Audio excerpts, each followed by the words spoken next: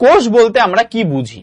দেখো, একটা জীব কিন্তু বহুত মানে প্রচুর কোষের সমন্বয়ে গঠিত। হ্যাঁ, কিছু জীব আছে যেগুলো একদম প্রথম দিকে আমাদের জীব তৈরি হয়েছিল, সেগুলো হচ্ছে এককোষী জীব। ঠিক আছে, তো সেই এককোষী জীবের কিন্তু একটাই মাত্র কোষ, যেমন হচ্ছে ব্যাকটেরিয়া, প্রোটোজোয়া। ঠিক আছে, এই ধরনের প্রাণীগুলো কিন্তু এককোষী জীব বা এককোষী শৈবাল, সেই ধরনের জীবগুলো কিন্তু এককোষী। তো আমরা কি বললাম যে এককোষী হতে পারে, যেটা একটা মাত্র কোষে ওদের পুরো যা দৈহিক যে কার্যকলাপ, পুরো কাজ, বিপাকীয় কাজ সবকিছু কিন্তু ওই একটা কোষের মধ্যেই সম্পন্ন হয়। এবং আরেকটা হয় হচ্ছে বহুকোষী, যেটা ধীরে ধীরে পরবর্তী সব রকম জীবদের মধ্যে, অ্যাডভান্স জীবদের মধ্যে কিন্তু যে ব্যাপারটা তৈরি হয়েছে। তো এককোষী জীবদের মধ্যে উদাহরণ হিসেবে আমরা বলতে পারি যে ব্যাকটেরিয়া,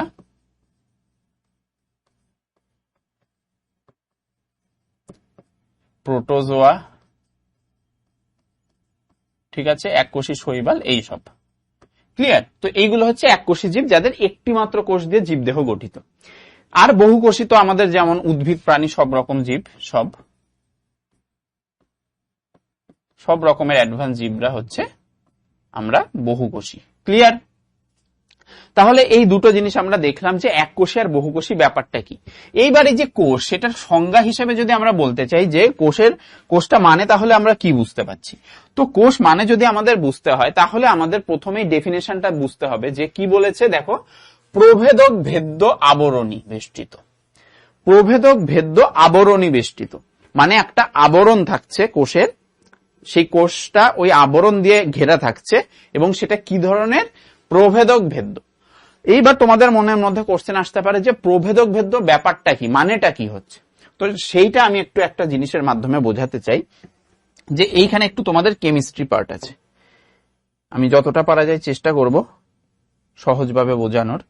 তো কি বলবো, দেখো, আমরা যে সলিউশন বা দ্রবণ পড়েছি, যেটা তোমাদের সুরঞ্জন স্যার পড়াচ্ছেন, তো সেই দ্রবণের মধ্যে সুরঞ্জন স্যার হয়তো বলেছেন যে দ্রবণটা কি দিয়ে তৈরি হয়, একটা সলিউশন কি দিয়ে তৈরি হয়? সলিউট এবং সলভেন্ট দিয়ে তৈরি হয়, তাই তো? তাহলে একটা সলিউশন কি দিয়ে তৈরি হয়? একটা সলিউশন তৈরি হয় কি দিয়ে? সলিউট আর হচ্ছে সলভেন্ট। ক্লিয়ার? এইবার এই যে সলিউটটা, এই সলিউটটাকে আমরা মানে এই যে সলিউশনটা, এই সলিউশনটার বাংলাকে কি বলে? দ্রবণ, তাই তো? সলিউশনটাকে আমরা কি বলি? দ্রবণ। আর এই যে সলিউট, এটা হচ্ছে দ্রাব, আর সলভেন্টটাকে আমরা বলি দ্রাবক। এইগুলো একদম বেসিক কনসেপ্ট, যেগুলো তোমাদের ক্লিয়ার থাকা দরকার যদি এই পুরো ব্যাপারটাকে বুঝতে চাও। এইবার এই যে দ্রাব আর দ্রাবক, সেই ব্যাপারটা দিয়ে পুরো মিক্স করে তৈরি হচ্ছে আমাদের সেই সলিউশনটা। এইবার যদি দ্রাব একটা এক্সাম্পল এবং দ্রাবক একটা এক্সাম্পল হিসেবে বলতে চাই, তাহলে আমি বলবো যে ইউনিভার্সাল যদি সলভেন্ট আমি বলি, তাহলে আমরা সেটাকে কি বলতে পারি? ইউনিভার্সাল সলভেন্ট কি? ইউনিভার্সাল সলভেন্ট হচ্ছে ওয়াটার, H2O, তাই তো? আমরা জানি জল হচ্ছে ইউনিভার্সাল সলভেন্ট, যার মধ্যে সবকিছু গোলার ব্যাপার থাকে। এবং সলিউট তোমরা যে কোনো কিছু নিতে পারো, সল্ট নিতে পারো, সুগার নিতে পারো, ঠিক আছে, যে কোনো ধরনের কিছু যেটা কিনা সলভেন্টের মধ্যে গুলে যাবে, এবং পুরো জিনিসটা যেটা গোলার পরে তৈরি হবে সেটা হচ্ছে আমাদের সলিউশন। ঠিক আছে, এই ব্যাপারটা বোঝা গেছে। এটা একদম কেমিস্ট্রির পুরো ব্যাপারটা, যেটা আশা করি আমাদের সুরঞ্জন স্যার তোমাদের খুব ভালোভাবে বুঝিয়েছেন। এইবার এইখানে একটা জিনিস আমি বলতে চাই, এই যে দ্রবণ, দ্রাব আর দ্রাবক, এই ব্যাপারটা দিয়ে আমাদের যে আবরণীর ব্যাপারটা আমরা কোষে পড়লাম, কি বলেছে? প্রভেদক ভেদ্য আবরণী। এবার এই ব্যাপারটার সাথে কিন্তু রিলেটেবল আমাদের আবরণী। তো আবরণী বা মেমব্রেন, সেটা কত ধরনের হয়? দেখো, মেমব্রেন যদি আমরা বলি, যেটাকে আমরা বলছি আবরণী, সেটা কত ধরনের হয় আমরা দেখি। আবরণী আমাদের 4 ধরনের হয়, মেইনলি 4 রকমের হয়। প্রথমটা কি? প্রথমে যে আবরণী, সেটা হচ্ছে আমাদের ভেদ্য আবরণী। ভেদ্য, ভেদ্য আবরণী, যার ইংলিশে কি বলে, এটাকে ইংলিশে বলে হচ্ছে পারমিয়েবল। ভেদ্য মানে ভেদ করতে পারে, তাই তো? একটা মেমব্রেন যদি দেওয়া থাকে, তার এই সাইড থেকে এই সাইডে যেতে পারে, সেই আবরণীটা হচ্ছে পারমিয়েবল মেমব্রেন। পারমিয়েবল মেমব্রেন, এগুলোর প্রত্যেকটাকে আমি ডিটেলসে বলছি। এরপর যে আবরণীটা আসতে চলেছে সেটা কি? এরপরের আবরণীটা হচ্ছে অভেদ্য। অভেদ্য আবরণী। ক্লিয়ার?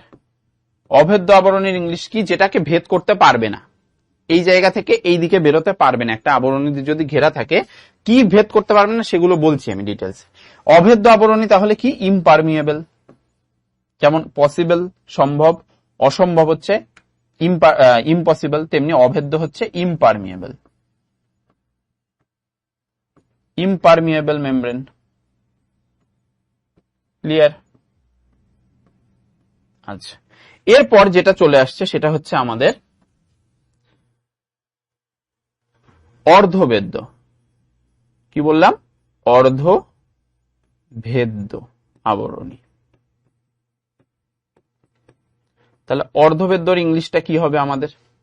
অর্ধভেদ্যর ইংলিশ হবে সেমি পারমিয়েবল। পার্শিয়াল, কিছুটা ভেদ করতে পারছে, মানে কিছু কিছু কম্পোনেন্টস ভেদ হচ্ছে, মানে এই দিক থেকে এই দিকে যেতে পারছে, কিন্তু বাকি জিনিসগুলো যেতে পারছে না। ওই কারণে এটাকে সেমি পারমিয়েবল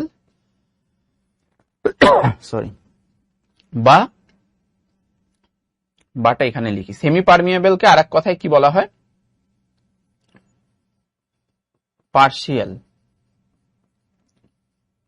পার্শিয়ালি পারমিয়েবল।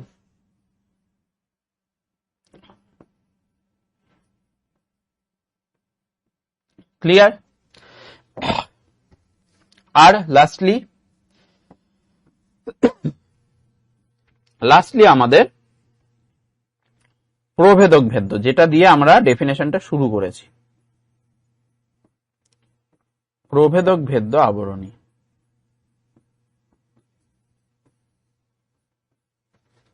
যেটাকে ইংলিশে কি বলছে? Selectively permeable.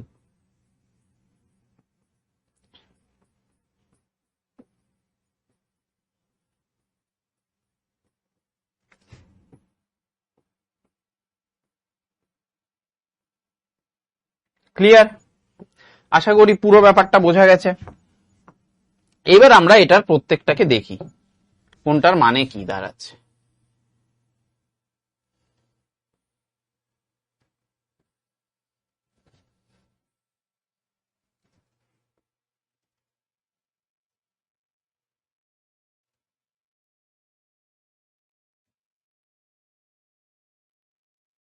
চলো এবার আমরা দেখে নিই। দেখো, এই যে সলিউশনের ব্যাপারটা বললাম, সলিউট আর সলভেন্ট, তার মানে ধরো এইটা হচ্ছে সেই দ্রবণটা, এইটা হচ্ছে সেই সলিউশন, যার মধ্যে কি আছে? সলিউট আছে আর সলভেন্ট আছে। ক্লিয়ার? এখানে বিভিন্ন রকম আমরা এখন পর্দা ইউজ করব এবং তার সেটা কি যাচ্ছে কি যাচ্ছে না সেটা দেখব। ঠিক আছে? দেখো, তো প্রথমে আমরা কোন আবরণী নিয়ে চলে আসবো? প্রথমে আমরা চলে আসবো ভেদ্য আবরণী। তো ভেদ্য আবরণী বা পারমিয়েবল মেমব্রেন হচ্ছে কোন একটা মেমব্রেন, ধরো এইটা হচ্ছে কি? এটা হচ্ছে সেই মেমব্রেনটা। প্রথম কেসে আমরা কি মেমব্রেন ইউজ করছি? প্রথম কেসে আমরা ইউজ করছি এটা কি? একটা পারমিয়েবল মেমব্রেন। ঠিক আছে, একটা পারমিয়েবল মেমব্রেন ভাবলাম, তার মানে কি? ভেদ্য আবরণী, মানে এর মধ্যে দিয়ে এই সলিউট আর সলভেন্ট যেটা আছে সেটার দুটোই কিন্তু এই দিকে আসবে, মানে সলিউটও আসবে আবার সলভেন্টও আসবে। ঠিক আছে, মানে ভেদ করতে পারবে এই পর্দাটাকে। সব সলিউট সলভেন্ট দু রকম মলিকিউলস কিন্তু ভেদ করতে পারবে, মানে দ্রাবক দুটোই কিন্তু ওইদিকে যেতে পারবে, সেটাকে আমরা বলবো ভেদ্য আবরণী। তাহলে এটা কি বললাম? দ্রাব ও দ্রাবক উভয়ই ভেদ করতে পারবে। ক্লিয়ার? এবার এটার যদি আমরা একটা এক্সাম্পল বলি, যে এটার এক্সাম্পল কি হবে, তাহলে কোন ধরনের আবরণী ভেদ্য আবরণী, সেটা হচ্ছে আমাদের কোষ প্রাচীর। ক্লিয়ার? কোষ প্রাচীর হচ্ছে ভেদ্য আবরণী। এই কোষ প্রাচীর জেনারেলি কিসে থাকে? উদ্ভিদে থাকে। ঠিক আছে, আমাদের কিন্তু প্রাণী দেহে কিন্তু কোষ প্রাচীর থাকে না, তো এটা জেনারেলি উদ্ভিদে থাকে। তো কোষ প্রাচীরটা হচ্ছে আমাদের কি? ভেদ্য আবরণী। ক্লিয়ার? তাহলে আমরা পরেরটায় চলে যাই। পরেরটা কি বলেছে? অভেদ্য আবরণী। তার মানে এই ক্ষেত্রে জাস্ট এটার উল্টো। তার মানে কি? সলিউট আর সলভেন্ট এই দুটোই যে আছে, এই দুটোই কি করবে? এটা যদি একটা অভেদ্য আবরণী বা ইম্পারমিয়েবল মেমব্রেন হয়, তাহলে কি হবে? এটা সলিউট সলভেন্ট কোনোটাই কিন্তু ভেদ করতে পারবে না আবরণীটাকে। তাহলে কি বলছি আমি?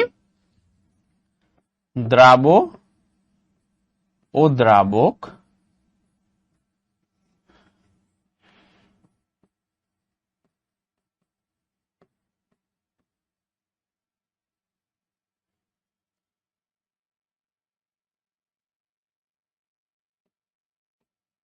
দুটোই ভেদ করতে অক্ষম।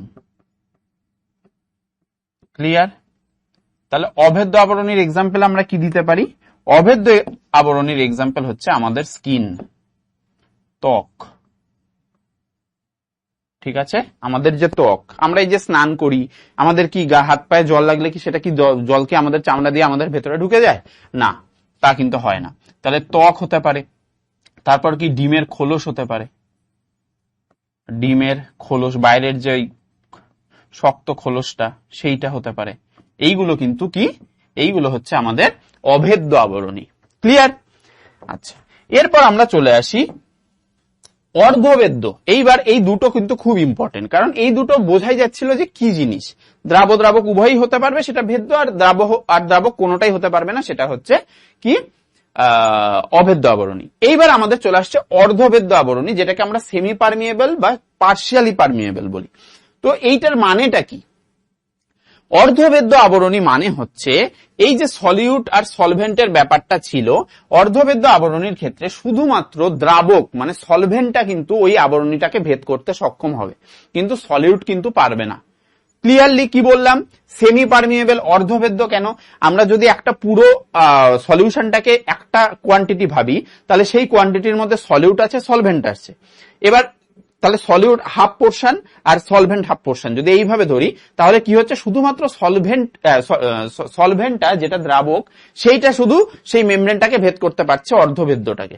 তাহলে অর্ধবেদ্য কেন বলছি? কারণ যদি সলিউট আর সলভেন্ট হাফ হাফ করে ধরি, তাহলে সলভেন্টটা হাফ মানে সে শুধু ভেদ করতে পারছে, আর হাফ যেটা সলিউট সে কিন্তু ভেদ করতে পারছে না। এইভাবে মনে রাখতে পারো। তাহলে এই ক্ষেত্রে কি হচ্ছে? শুধুমাত্র আমাদের এই যে সলভেন্টটা, সেইটাই শুধু ভেদ করতে পারছে, সলিউট কিন্তু পারছে না। ক্লিয়ার? সলিউট পারছে না। তাহলে কি বলবো আমি অর্ধবেদ্য আবরণীর ক্ষেত্রে? যে শুধুমাত্র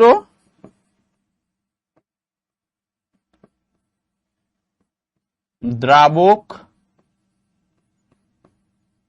ভেদে সক্ষম, মানে সেই মেমব্রেনটা ভেদ করতে সক্ষম শুধুমাত্র দ্রাবক, দ্রাবক কিন্তু সক্ষম নয় ভেদে। ঠিক আছে, তাহলে এইটার যদি আমরা এক্সাম্পল বলি, তাহলে কি বলবো? এইটার যদি এক্সাম্পল বলি অর্ধবেদ্য আবরণী, সেটা হচ্ছে আমাদের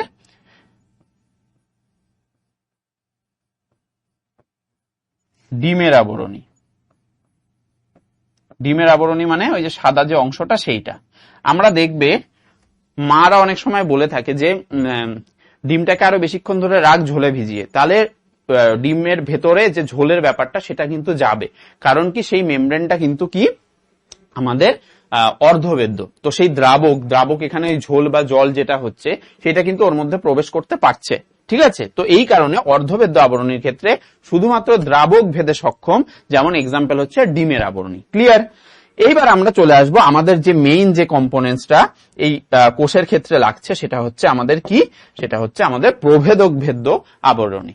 তো প্রভেদক ভেদ্য আবরণী, যেটার ইংলিশ টার্ম হচ্ছে দেখো সিলেক্টিভলি পারমিয়েবল মেমব্রেন। তাহলে সিলেক্টিভলি পারমিয়েবল মানে কিছু সিলেকশনের ব্যাপার আছে, সব কিন্তু পারবে না, শুধু কিছু সিলেকশনের ব্যাপারে। সেই সিলেকশন গুলো কিসের ক্ষেত্রে, দ্রাবের ক্ষেত্রে না দ্রাবকের ক্ষেত্রে, সেইটা এবার বলবো।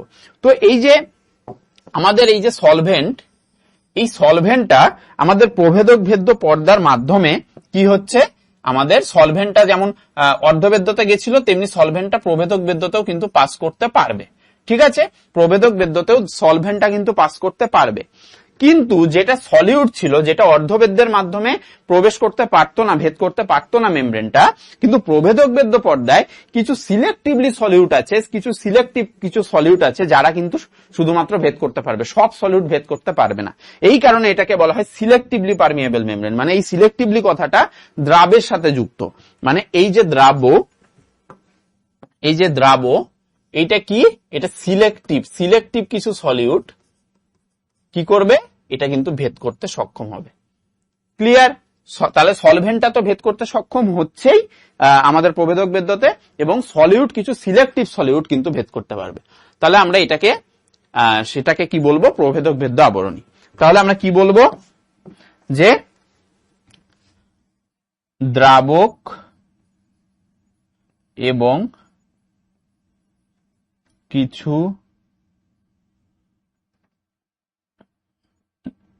নির্দিষ্ট দ্রাব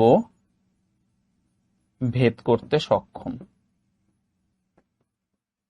ক্লিয়ার? শুধুমাত্র কিছু নির্দিষ্ট দ্রাবই কিন্তু সেটা ভেদ করতে পারে। ক্লিয়ার? তাহলে নির্দিষ্ট দ্রাব, এইটার জন্য আমাদের এই সিলেক্টিভ কথাটা এসছে।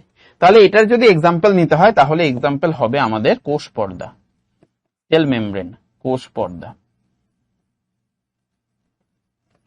পর্দা, যেটাকে আরেকটা কথায় কি বলা হয়, প্লাজমা পর্দা, কারণ প্লাজমা মেমব্রেন বলা হয় এটাকে। তাহলে এই কনসেপ্টটা কিন্তু বোঝাটা খুব দরকার ছিল। ক্লিয়ার? এই কারণে আমি কিন্তু এই ব্যাপারটা বলে দিলাম, মাথায় রাখার চেষ্টা করতে হবে। তাহলে এটা কি,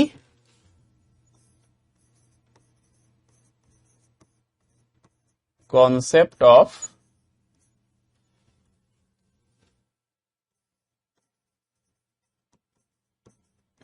various types of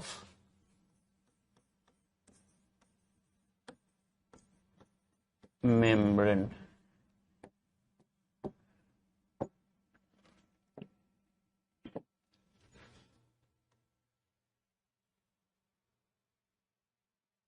ক্লিয়ার? কোন রকম কনফিউশন আছে? আশা করি থাকার কথা না। তাহলে আমরা কিন্তু এই কনসেপ্টটা কিন্তু ক্লিয়ার করে ফেললাম যে কিভাবে আমাদের এই মেমব্রেন পুরো ব্যাপারটা কাজ করছে। তাহলে এবার আমরা মেইন পয়েন্টে চলে যাই, যেখানে আমরা কোষ নিয়ে আলোচনা করছিলাম। তো এইবার এই যে কোষের আলোচনা, সেটাই আমরা দেখো কি করি, কি বলেছে। এবার আমরা ডেফিনেশনটাকে ভাঙি, যে প্রভেদক ভেদ্য আবরণী। এবার আমরা জানি তাহলে প্রভেদক ভেদ্য আবরণী কি, তার মানে এই যে আবরণী যেটা দিয়ে কোষটা তৈরি, সেই কোষের যে আবরণী, সেই কোষের আবরণী দিয়ে কি হবে, সেই কোষের আবরণী মানে কোন পর্দা, মানে এখানে কোষ পর্দার কথা বলা হচ্ছে। কারণ প্রভেদক ভেদ্য মানে আমরা জানি দ্রাবক চলাচল করতে পারবে এবং কিছু সিলেক্টিভলি দ্রাব মানে সলিউট চলাচল করতে পারবে। তো সেই রকম আবরণী দ্বারা বেষ্টিত, মানে ঘেরা, বেষ্টিত মানে কি, ঘেরা, প্রোটোপ্লাজম দিয়ে গঠিত। প্রোটোপ্লাজম কিসের মিশ্রণ? প্রোটোপ্লাজম হচ্ছে cytoplasm plus cell organelles. Clear? Cytoplasm যেটা আছে এবং তার সাথে যদি কোষ অঙ্গাণুগুলো একসাথে, যেটা আমাদের ধাত্রের মধ্যে পুরো যে কম্পোনেন্টসটা থাকছে, সেটাকে আমরা টোটালি বলি প্রোটোপ্লাজম, যেটা সাইটোপ্লাজম আর সেল অর্গানেলস নিয়ে গঠিত। তো সেইটা দিয়ে গঠিত দেখো স্বপ্রজননশীল জীবদেহের গঠনমূলক এবং জৈবিক ক্রিয়ামূলক একক। তার মানে কোষ হচ্ছে এমন একটা জিনিস যেটা আমাদের জীবদেহের, যারা স্বপ্রজননশীল, নিজে নিজে প্রজননের ব্যাপার থাকে, তাদের মানে প্রত্যেকটা জীবের কিন্তু কি হয়, গঠনমূলক, পুরো জীব দেহের যে গঠন, সেটা দেখো আমাদের দেহে প্রচুর কিন্তু কোষ আছে। তো সেইটার যে গঠনমূলক এবং আমাদের যে জৈবিক ক্রিয়া সবসময় আমাদের দেহের মধ্যে হচ্ছে, সেটার একটা একক হিসেবে বা ইউনিট হিসেবে কাজ করছে আমাদের কোষ। একদম সরলতম ইউনিট হচ্ছে আমাদের কোষ। এরপর ধীরে ধীরে কলা তৈরি হয়, তারপর অঙ্গ তৈরি হয়, তারপর আমাদের পুরো system, endocrine system, circulatory system, ঠিক আছে, সব পুরো সিস্টেম গুলো তৈরি হয়। তার মানে আমাদের যে এই পুরো ব্যাপারটা সেটা কি কি ফরম্যাটে হয়? প্রথমে কোষ, তারপর কলা, তারপর অঙ্গ, এন্ড দেন তন্ত্র। এই ব্যাপারটা, তার মানে কোষ হচ্ছে আমাদের সবচেয়ে সরলতম একক আমাদের জীবদেহের। ঠিক আছে, কি বললাম? সরলতম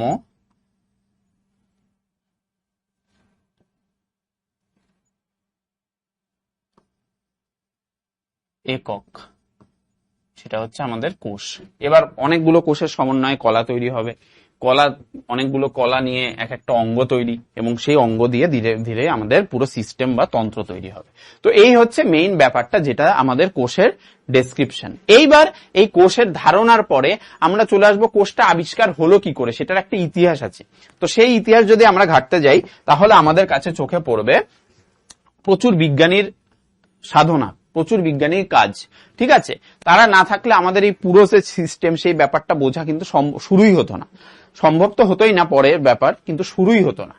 তো দেখো, প্রথমে যার নাম না বললেই নয়, সেটা হচ্ছে আমাদের বিজ্ঞানী হচ্ছে রবার্ট হুক। ঠিক আছে, খুব ফেমাস বিজ্ঞানী এই কোষ বিদ্যার ক্ষেত্রে, কারণ তিনিই প্রথম শুরু করেছিলেন যে কোষের ব্যাপারটা বুঝে। সেটা কিভাবে হয়েছিল? তিনি 1665 সালে, দেখে বুঝতেই পারছো তার চুলের অবস্থা, চুলের গঠন, তার যে দৈহিক ধরন, সেটা বোঝাই যাচ্ছে যে এটা কিন্তু অনেক আগের একজন বিজ্ঞানী। তো সেই বিজ্ঞানী কি করেছিলেন? তিনি নিজের একটা অনুবীক্ষণ যন্ত্র তৈরি করেছিলেন। ঠিক আছে, তো সেই অনুবীক্ষণ যন্ত্র এখনকার দিনে বোঝা যায় যে সেই রবার্ট হুক যখন তিনি নিজের অনুবীক্ষণ যন্ত্র তৈরি করেছিলেন, সেটা আর কিছু নয়, সেটা হচ্ছে সিম্পল মাইক্রোস্কোপ, মানে সরল আমরা যে মাইক্রোস্কোপ গুলো দেখি সেইটা।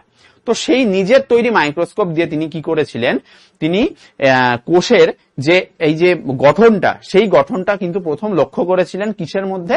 একটা জড় পদার্থের মধ্যে। সেই জড় পদার্থ আর কিছু নয়, এই যে আমরা বিভিন্ন রকমের জল খাই, সেই জলের যে বোতলগুলোর কর্ক, তো সেইটা তো এখন বিভিন্ন রকমের প্লাস্টিক বিভিন্ন জিনিস দিয়ে তৈরি। তো আগেকার দিনে কি হতো? মাটির ভার বা বিভিন্ন জিনিসের ওপর একটা কর্ক, যে কর্কটা কিসের তৈরি? সেগুলো হচ্ছে গাছের যে বাকল, সেইগুলো দিয়ে তৈরি হতো। তো সেই কর্ক দিয়ে ঢাকা থাকতো। সেই কর্কটার মধ্যে, কর্কটাকে তিনি তার নিজের তৈরি মাইক্রোস্কোপে দেখেছিলেন, এবং তিনি এই ধরনের কিছু গঠন লক্ষ্য করেন কর্কের মধ্যে। এই হানিকম্বের মতো কিছু স্ট্রাকচার তিনি লক্ষ্য করেন, যে এইগুলো জিনিস, এই রকম অনেকগুলো ইয়ে দিয়ে পুরো কর্কের গাটা তৈরি। ক্লিয়ার? এইরকম। তো তাহলে তিনি কি বললেন? আমি কি বললাম যে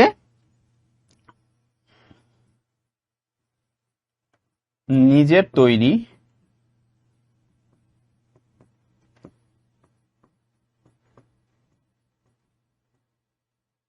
অনুবীক্ষণ যন্ত্রের মাধ্যমে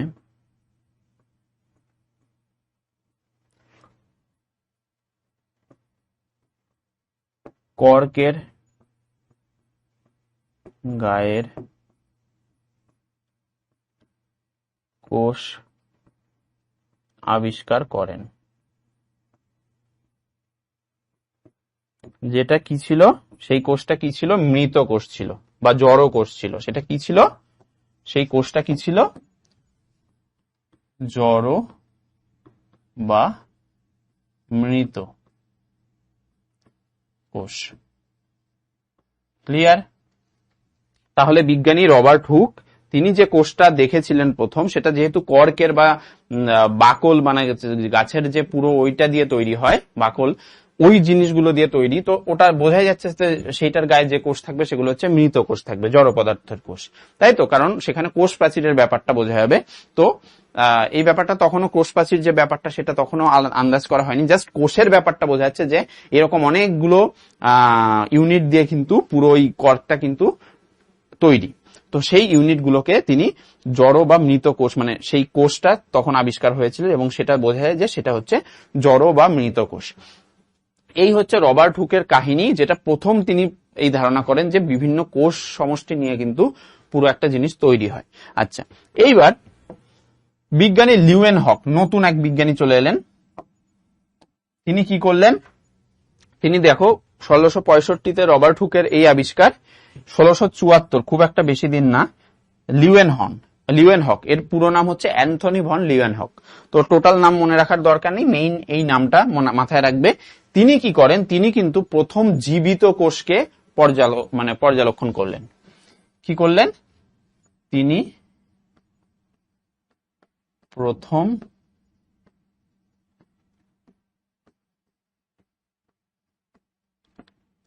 জীবিত কোষকে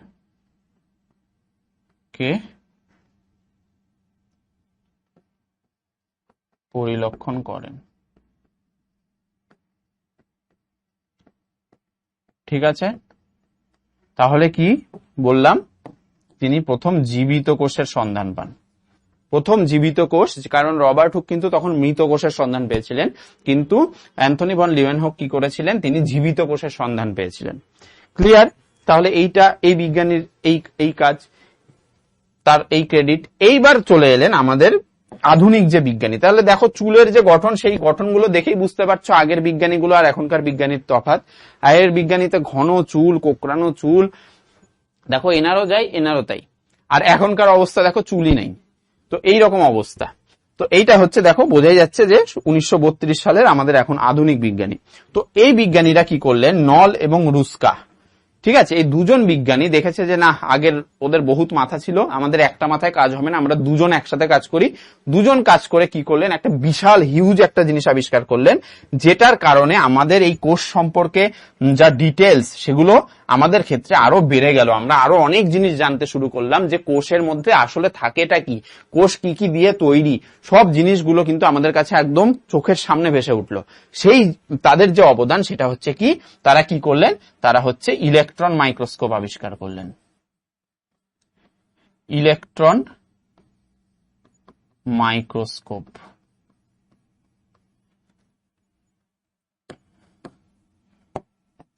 ইলেকট্রন মাইক্রোস্কোপ আবিষ্কার করলেন তারা। এবং সেই ইলেকট্রন মাইক্রোস্কোপের যা ব্যবহার, ক্লিয়ার, ইলেকট্রন মাইক্রোস্কোপ এইটার মাধ্যমে ইলেকট্রনটাকে কাজে লাগিয়ে একটা কোষকে প্রায় 100x তার চেয়ে বেশি এইরকম ভাবে কিন্তু দেখা শুরু করলেন, এবং কোষটাকে পুরো চোখের সামনে দেখা শুরু করলেন। যেটা আমাদের সরল মাইক্রোস্কোপে জাস্ট হালকা স্ট্রাকচার গুলো দূর থেকে দেখা যাচ্ছিল, সেটাকে প্রায় 100 গুণ বড় করে কিন্তু দেখা গেল আমাদের ইলেকট্রন মাইক্রোস্কোপের মাধ্যমে। এবং কোষ সম্পর্কে আরো যা জটিলতা সেগুলো সব কেটে উঠলো, যা রকম বিভ্রান্তি ছিল, যা রকম কনফিউশন ছিল বিভিন্ন বিজ্ঞানীর মধ্যে, সেগুলো কিন্তু ধীরে ধীরে আরো ক্লিয়ার হতে লাগলো, এবং কোষটাকে আরো দারুণ করে দেখা গেল এই ইলেকট্রন মাইক্রোস্কোপের মাধ্যমে। এবং এই 1932 খ্রিস্টাব্দে এমন একটা স্বর্ণ বছর, যে বছরের পর কিন্তু আমাদের সেলের যে পুরো আমাদের যে বডির যে সম্বন্ধে জানা, সেই ব্যাপারটাই চেঞ্জ হয়ে গেল এই একটা জিনিসের মাধ্যমে, সেটা হচ্ছে ইলেকট্রন মাইক্রোস্কোপ। তাহলে ইলেকট্রন মাইক্রোস্কোপের আবিষ্কারের মাধ্যমে আমাদের কোষ সম্বন্ধে কি হলো,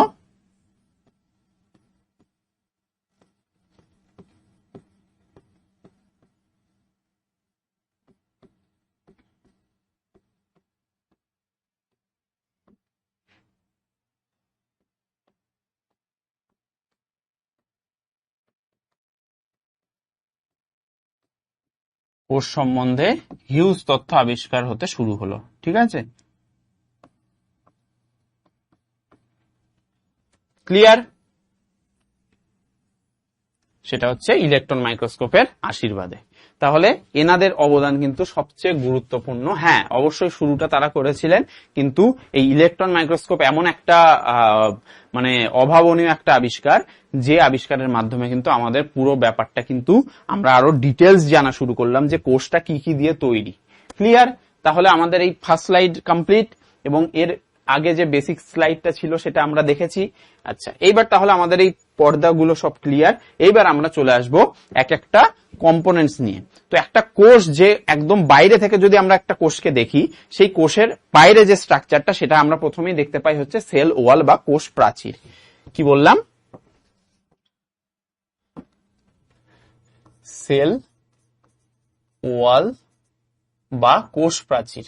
ক্লিয়ার? এটা একদম বাইরের গঠন, একদম বাইরের একটা স্ট্রাকচার, একটা কোষের একটা বাইরের যে স্ট্রাকচার সেটা হচ্ছে আমাদের কোষ প্রাচীর। এইবার এই কোষ প্রাচীরের ডেফিনেশন যদি আমরা দেখতে চাই তাহলে কি বলবো দেখো, উদ্ভিদ কোষের, কারণ আমরা জানি কোষ প্রাচীর কিন্তু আমাদের প্রাণী কোষে থাকে না, তাহলে কি বললাম, কোষ প্রাচীর প্রাণী কোষে অনুপস্থিত।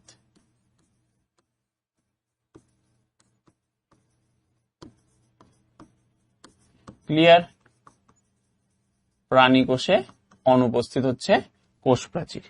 এইবার তাহলে ডেফিনেশন ওয়াইজ আমরা কি আসতে পারি দেখো, উদ্ভিদ কোষের, তাহলে আমরা জানি সেটা শুধুমাত্র কোষ প্রাচীর কোথায় থাকছে, প্ল্যান্ট সেলে, উদ্ভিদ কোষে শুধুমাত্র থাকছে। তাহলে উদ্ভিদ কোষের কোষ পর্দার বাইরে, আমরা জানি কোষ প্রাচীরের ভেতরের দিকে কোষ পর্দা বলে একটা নরম নমনীয় একটা লেয়ার থাকে, যে কোষ পর্দারই আমরা পুরো ব্যাপারগুলো আমরা এখানে ক্লিয়ার করলাম যে কত রকমের সেই পর্দাগুলো হতে পারে। ক্লিয়ার? তো এই যে পর্দা বা আবরণী, সেই কোষ পর্দা কি হচ্ছে, কোষ পর্দার বাইরে থাকছে। ঠিক আছে, কোষ প্রাচীর কোষ পর্দার বাইরে থাকছে। তো বাইরে থেকে কি করছে এবং সেটার উপাদান কি কি, মেইন যে উপাদান কোষ প্রাচীরের সেটা হচ্ছে সেলুলোজ। সেলুলোজ হচ্ছে মেইন উপাদান, প্রধান উপাদান হচ্ছে আমাদের কি, সেলুলোজ। সেইটা দিয়ে নির্মিত, সেটা দিয়ে তৈরি জড় পদার্থের যে একটি পুরু। তাহলে কি, কোষ প্রাচীর যে স্ট্রাকচারটা, যেটা কিনা একটা কি জড় পদার্থ, ঠিক আছে, একটা জড় পদার্থ। তার মানে আমাদের এই যে রবার্ট হুক যে আবিষ্কার করেছিলেন মৃত কোষ, সেইগুলোর যে বাইরের যে স্ট্রাকচারটা সেটা আর কিছু নয়, সেগুলো কোষ প্রাচীর ছিল। ঠিক আছে, তো জড় পদার্থের যে একটি পুরু, ঠিক আছে, পুরু মানে কি, মোটা, মোটা স্তর। তো সেই পুরু দৃঢ়, শক্ত হবে, কারণ জড় যেহেতু, তো জড় জিনিসগুলো কি হয়, শক্ত হয়, তো দৃঢ় বা শক্ত। দেখো ভেদ্য, দেখেছো কি আবরণী, কোষ প্রাচীর কি ধরনের আবরণী, ভেদ্য। এই যে ভেদ্য আবরণী, দ্রাব আর দ্রাবক উভয়ই প্রবেশ করতে পারে কোষ প্রাচীরের মধ্যে দিয়ে। দেখো এক্সাম্পল হচ্ছে কোষ প্রাচীর। তাহলে ভেদ্য, যার মধ্যে দিয়ে দ্রাব এবং দ্রাবক উভয়ই কিন্তু চলাচল করতে পারবে, এবং কি স্থিতিস্থাপক, মানে ইলাস্টিক, রাবারের মতো। ঠিক আছে, স্থিতিস্থাপক আবরণ হচ্ছে আমাদের কোষ প্রাচীর। তাহলে কি কি বুঝলাম আমরা এখান থেকে, সেইগুলোকে আমরা এবার এই যে বৈশিষ্ট্যের মধ্যে সে তার মধ্যে কিন্তু ইনক্লুড করে নেব। আচ্ছা দেখো, তাহলে আমরা এই যে ডেফিনেশনটাকে এক একটা আলাদা করে আমরা বৈশিষ্ট্য বানিয়ে দিই। দেখো কিভাবে বানাচ্ছি, দেখো প্রথমে আমরা কি লিখব, প্রথম বৈশিষ্ট্য আমরা কি লিখব, যে কোষ প্রাচীর কি, কোষ প্রাচীর উদ্ভিদ কোষে দেখা যায়। কোষ প্রাচীর, দেখো এই বৈশিষ্ট্যের মাধ্যমে যদি ডেফিনেশন মাথায় রাখো তাহলে আর মুখস্থ করতে হবে না। কোষ প্রাচীর উদ্ভিদ কোষে, কোষের একটি প্রধান উপাদান। ক্লিয়ার? ক্লিয়ার? কারণ এটা প্রাণী কোষে কিন্তু অনুপস্থিত থাকে, উদ্ভিদ কোষে শুধুমাত্র দেখা যায়। আচ্ছা, সেকেন্ড যদি আমরা বৈশিষ্ট্য বলি কি বলবো, আমাদের সেকেন্ড বৈশিষ্ট্য হচ্ছে কোষ পর্দার বাইরে অবস্থান করে। কোষ পর্দার বাইরে অবস্থান করে। ক্লিয়ার? কোষ পর্দার বাইরে অবস্থান করছে, এই যে লেখা আছে। আচ্ছা, এইবার এটার প্রধান উপাদান কি, এটার প্রধান উপাদান কি কোষ প্রাচীরের? প্রধান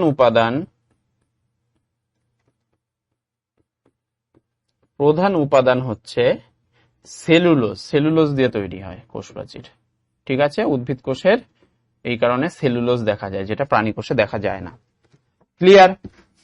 এরপর আমাদের চলে আসছে কি, এরপর আমাদের চলে আসছে এটি একটি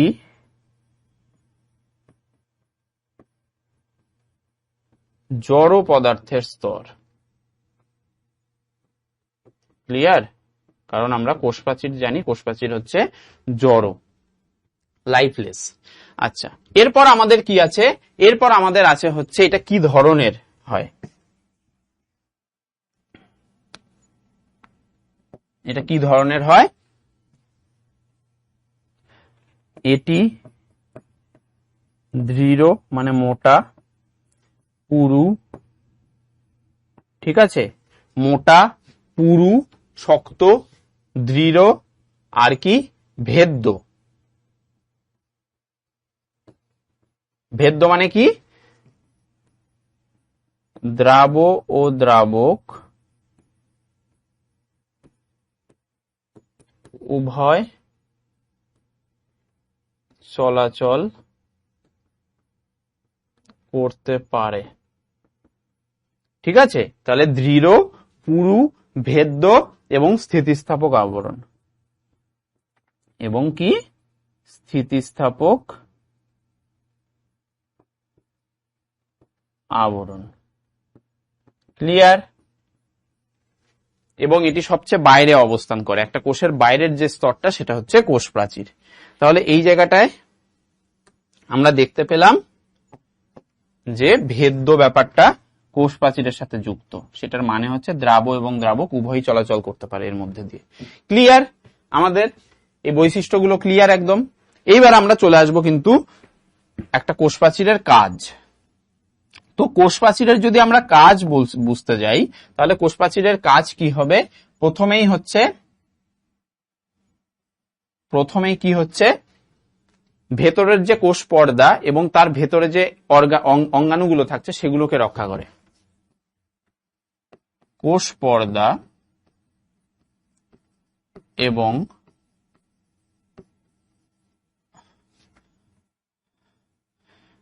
ধাত্রে অবস্থিত অঙ্গাণু সমূহকে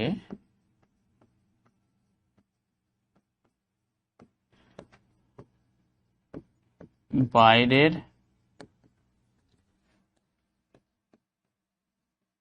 আঘাত থেকে রক্ষা করে। ক্লিয়ার? তাহলে এর একটা প্রোটেক্টিভ একটা নেচার আছে। কোষ প্রাচীরের কি আছে? একটা প্রোটেক্টিভ নেচার আছে। কি আছে? একটা প্রোটেক্টিভ ফাংশন আছে। Protective function. ক্লিয়ার?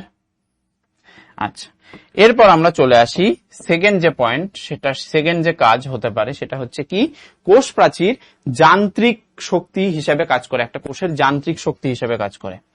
কোষ প্রাচীর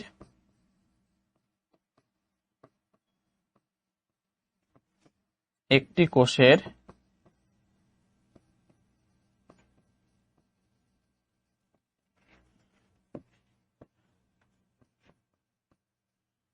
যান্ত্রিক শক্তিস্তর হিসেবে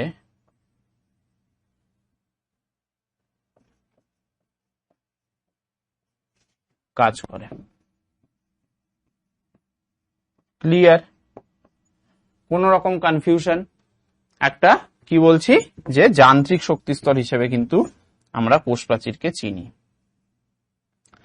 আচ্ছা, এরপর আর কি বলা যেতে পারে? যেহেতু ভেদ্য ব্যাপারটা আছে না, তো ভেদ্য ব্যাপারটা থাকার জন্য আমাদের কি হচ্ছে, কোষ প্রাচীর যেহেতু ভেদ্য স্তর, তাহলে তার মাধ্যমে কি হচ্ছে, তার মাধ্যমে জল এবং খনিজ পদার্থের কিন্তু আদান প্রদান হচ্ছে। এর মধ্যে দিয়ে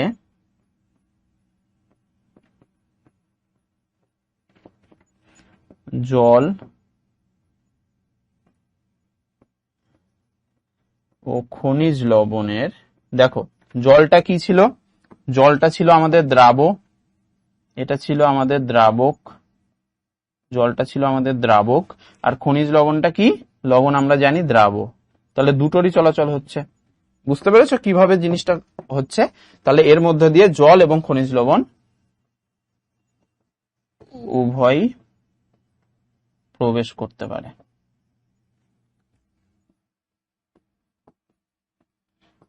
প্রবেশ করতে পারে। ক্লিয়ার? তাহলে আমরা কি দেখলাম? কাজ দেখলাম, একটা কোষ প্রাচীরের কাজ কি কি দেখলাম, এবং বৈশিষ্ট্যগুলো কি কি হতে পারে একটা কোষ প্রাচীরে, সেটা আমরা ডেফিনেশন থেকে বুঝে গেলাম। এই বৈশিষ্ট্য অনুযায়ী যদি আমরা মনে রাখি যে কি কি দিয়ে তৈরি, কেমন হয় পুরো স্ট্রাকচারটা, তাহলে কিন্তু এইগুলো দিয়ে কিন্তু আমরা এই ডেফিনেশনটা লিখে দিতে পারবো। ঠিক আছে, যদিও ডেফিনেশন আসে না কোনোদিন, কোষ প্রাচীর কোষ পর্দা কাকে বলে এরকম আসে না, বাট তুমি যদি ওই জিনিসটা মাথায় রাখো তাহলে তোমার এই বৈশিষ্ট্য হিসেবে আসে। ক্লিয়ার? এবং সেখান থেকে যদি তুমি বৈশিষ্ট্যটা মাথায় রাখো তাহলে এখান থেকে তুমি কি করতে পারবে, কোষ প্রাচীর এবং কোষ পর্দা যেটা পার্থক্যটা সেখানেও কিন্তু হেল্প হবে। চলো তাহলে আমরা চলে আসি এবার কোষ প্রাচীরের গঠনগত স্তর সমূহ। এবার কোষ প্রাচীর কি কি দিয়ে তৈরি আমরা একটা ছবি এঁকে বোঝার চেষ্টা করি। ঠিক আছে, আমরা দেখার চেষ্টা করি একটা কোষ প্রাচীর কি কি দিয়ে তৈরি। তো সেটা যদি বলতে হয় আমাকে প্রথমেই চলে যেতে হবে একটা কোষ বা হেক্সাগোনাল একটা পোর্শন আঁকতে।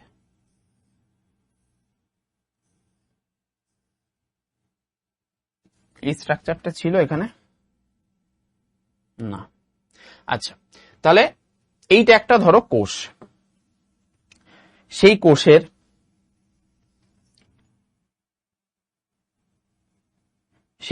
কিছু অংশকে আমি আগে শনাক্ত করি, যা যা দেখা যাচ্ছে। এটা একটা কোষ, কোষের এই জায়গাটা হচ্ছে সবচেয়ে ঘন,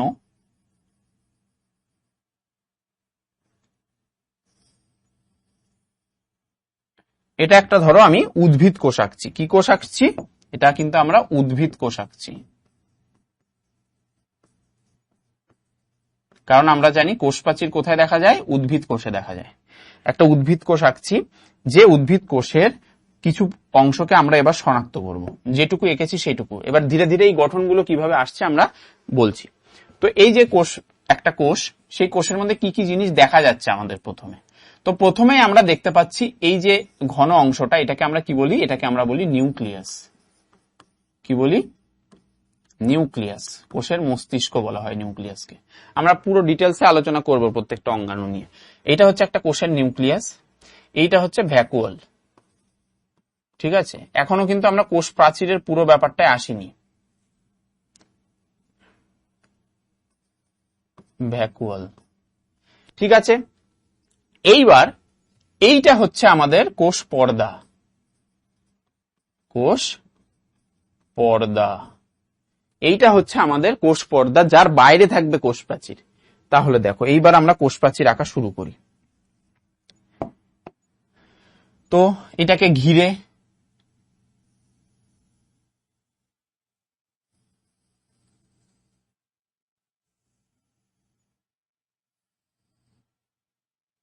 কোষ পর্দার একদম বাইরেই যে স্তরটা আমরা আঁকছি,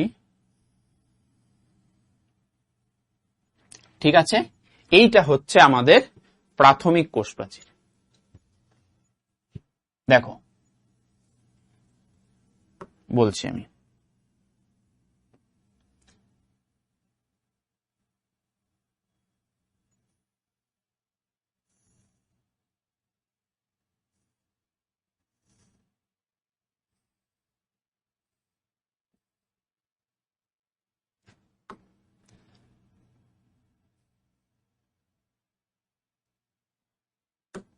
সব বোঝাচ্ছি ধীরে ধীরে, কারণ ছবিটা একটু গড়বড়ে আছে, আমি জিনিসটা যতটা পারা যায় ঠিক করার চেষ্টা করছি।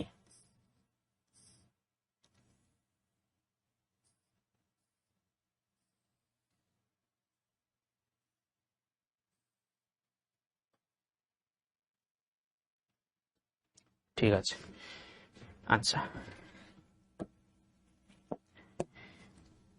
এইবার দেখো এইগুলো কি, এগুলো আবার অন্য আর একটা কোষ। এগুলো কি, এগুলো এক একটা কিন্তু আবার আলাদা আলাদা কোষ, মানে এটা পুরো আমি আঁকিনি, এগুলো কিন্তু আবার আলাদা আলাদা এক একটা কোষ।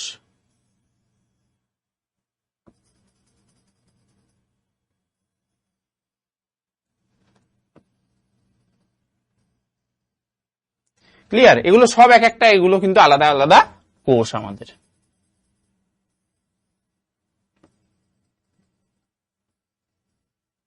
এত কিছু আঁকার দরকার নেই, আমি জাস্ট মানে যাতে কনফিউশন না হয়, পুরো ব্যাপারটা বুঝতে পারো ঠিক করে, এই কারণে আমি জিনিসটা করছি। আচ্ছা, এরপর আমরা কি করব, আমরা আসছি,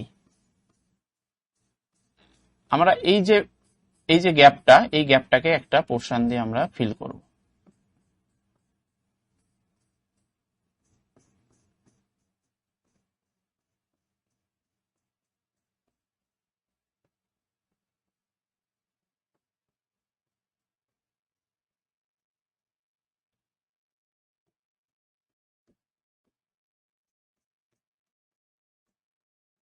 এগুলো ডট ডট ডট ডট করলেও হতো।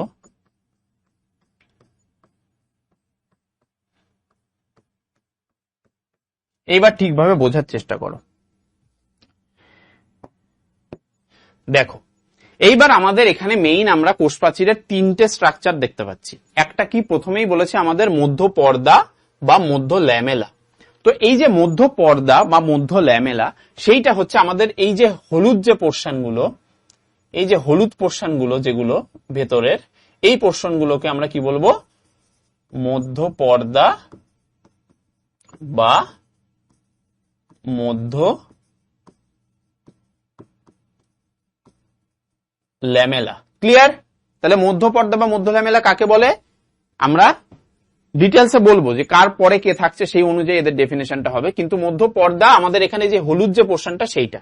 আচ্ছা, এরপর আমরা আরেকটা কি দেখতে পাচ্ছি? প্রাথমিক প্রাচীর বা মুখ্য প্রাচীর। তো প্রাথমিক প্রাচীর বা মুখ্য প্রাচীরটা কোনটা?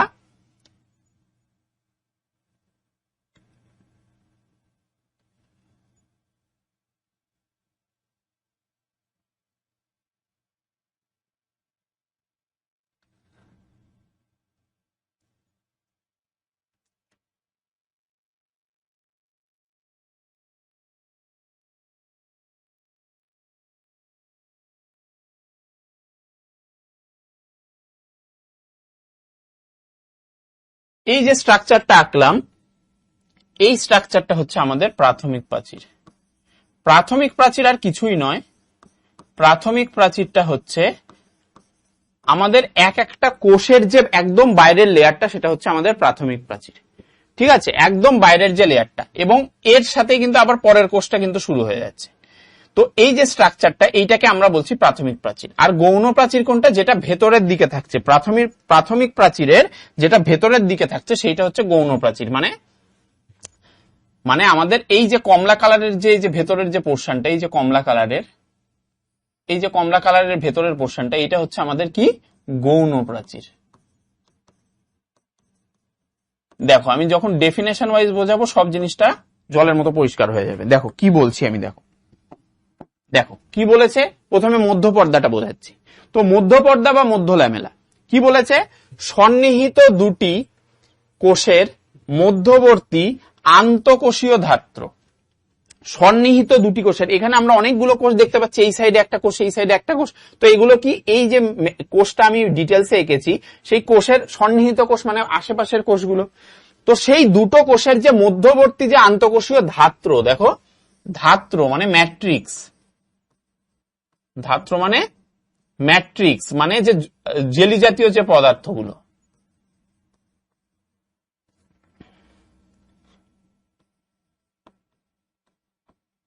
জেলীয় জাতীয় পদার্থ।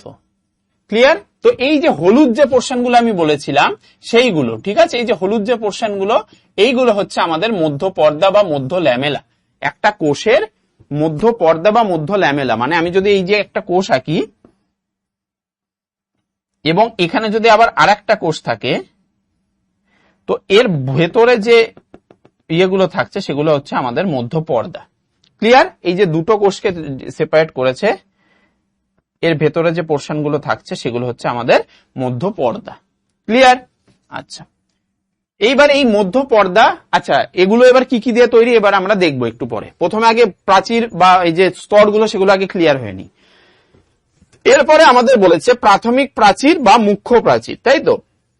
তো সেইটা কি বলেছে? কোনটা? মধ্য পর্দার দুপাশে অবস্থিত কোষের বহিস্থ পাতলা ও ভেদ্য স্তর।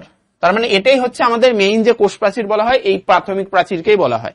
তো কি বলেছে? মধ্য পর্দার দুপাশে অবস্থিত।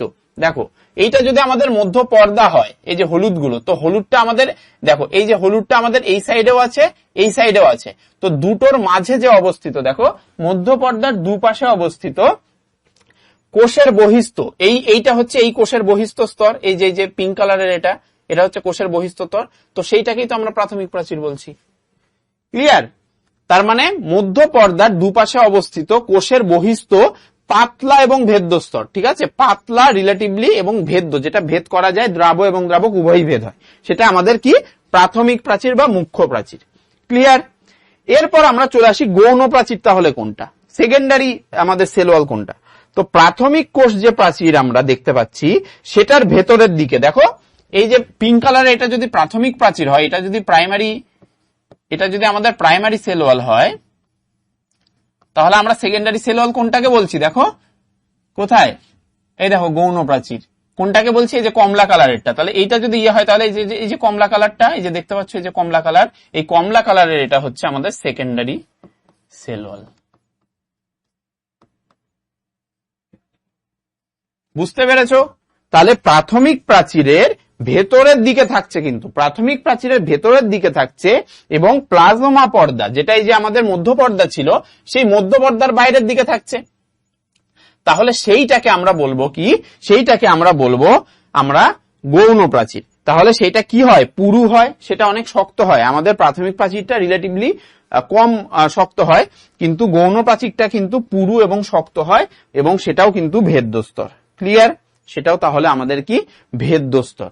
তাহলে গৌণ প্রাচীর, প্রাথমিক প্রাচীর বা মুখ্য প্রাচীর এবং মধ্য পর্দা, এই তিনটে স্ট্রাকচার আমরা দেখতে পেলাম একটা কোষ প্রাচীরের স্তর হিসেবে। এইবার এই মধ্য পর্দা, কোষ প্রাচীর, প্রাথমিক প্রাচীর এবং গৌণ প্রাচীর, আমরা জানি কোষ প্রাচীরের মেইন উপাদান হচ্ছে সেলুলোজ, কিন্তু এই যে পুরো তিনটে স্তর, সেই তিনটে স্তরে আমাদের কি কি উপাদান থাকছে আলাদা আলাদা, সেটা আমাদের দেখতে হবে। দেখো, প্রথমে যদি আমরা মধ্য পর্দার উপাদানে চলে আসি, তাহলে মধ্য পর্দার উপাদানে আমরা প্রথমে কি পাচ্ছি, ক্যালসিয়াম পেকটেট, ক্যালসিয়াম পেকটেট এবং ম্যাগনেসিয়াম পেকটেট। তার মানে পেকটেট শুধুমাত্র ক্যালসিয়াম আর ম্যাগনেসিয়াম সেইগুলোর আমরা পাচ্ছি, এবং কিছু প্রোটিন। তার মানে আমাদের এই যে হলুদ যে পোর্শন গুলো, যেটাকে আমরা মধ্য পর্দা বলছি, সেটাতে কি কি থাকছে, ক্যালসিয়াম পেকটেট থাকছে, ম্যাগনেসিয়াম পেকটেট থাকছে এবং কিছু প্রোটিন থাকছে। ঠিক আছে? এই কারণে সেটা অন্তঃকোষীয় ধাত্র, এই উপাদানগুলো দিয়ে তারা ধাত্র তৈরি করছে, ম্যাট্রিক্স বা জেলি জাতীয় পদার্থ তৈরি করছে। ক্লিয়ার? এবং দুটো কোষের মধ্যে যে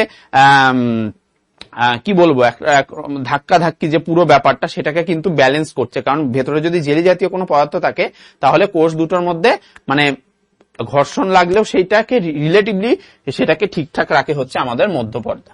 এইবার আমরা যদি প্রাথমিক প্রাচীর বা মুখ্য প্রাচীরের যদি আমরা উপাদান বলতে চাই, তাহলে আমরা মেইন যে কোষ প্রাচীরের উপাদান সেটাই বলি, যে সেলুলোজ হচ্ছে এর উপাদান। মুখ্য প্রাচীর বা প্রাথমিক প্রাচীরের মেইন উপাদান হচ্ছে সেলুলোজ, যেটা আমাদের উদ্ভিদ কোষে থাকছে। এরপর আমাদের গৌণ প্রাচীর, গৌণ প্রাচীর যেটা, সেটার যদি আমরা উপাদান জানতে চাই, তাহলে আমাদের তো সেলুলোজ থাকছেই, কারণ সেলুলোজ থাকে এবং তার কারণে এটা কি হয়, পাতলা এবং ভেদ্যস্তর হয় প্রাথমিক প্রাচীর। কিন্তু সেলুলোজ ছাড়াও এখানে হেমিসেলুলোজ এবং লিগনিন মেইনলি থাকার কারণে এই গৌণ প্রাচীরটা কিন্তু পুরু এবং শক্ত হয়। ক্লিয়ার? তাহলে সেলুলোজ ছাড়াও হেমিসেলুলোজ থাকছে এবং লিগনিন থাকছে মেইনলি। তো লিগনিন থাকার জন্য কিন্তু আমাদের গৌণ প্রাচীর যেটা, সেটা কিন্তু পুরু এবং শক্ত হয়ে যায়। ক্লিয়ার? কিন্তু ভেদ্য থাকে, কিন্তু পুরু এবং শক্ত হয়ে যায়। তাহলে আমরা কি কি বললাম, যে মধ্য পর্দা, আমরা বললাম মধ্য পর্দা, মুখ্য প্রাচীর বা প্রাথমিক প্রাচীর এবং গৌণ প্রাচীর, এগুলোর কম্পোনেন্টস কিন্তু মাথায় রাখতে হবে, কারণ কম্পোনেন্টস দিয়ে কোশ্চেন চলে আসে। এবার এগুলোর যদি উপাদান বলি, তাহলে আমরা মধ্য পর্দায় মেইন উপাদানগুলো দেখতে পাচ্ছিলাম কি, মধ্য পর্দায় মেইন উপাদানগুলো দেখতে পাচ্ছিলাম ক্যালসিয়াম আর ম্যাগনেসিয়াম পেকটেট, আর কি, আর থাকে প্রোটিন, আর কি থাকে, প্রোটিন। আর মুখ্য প্রাচীরের কি দেখেছিলাম, মুখ্য প্রাচীরে আমরা মেইনলি সেলুলোজ দেখেছিলাম, এবং সেই কারণে স্তরটা কিন্তু নরম হতো। কিন্তু গৌণ প্রাচীরে সেলুলোজ ছাড়াও কি হচ্ছে, আমাদের থাকছে হচ্ছে হেমিসেলুলোজ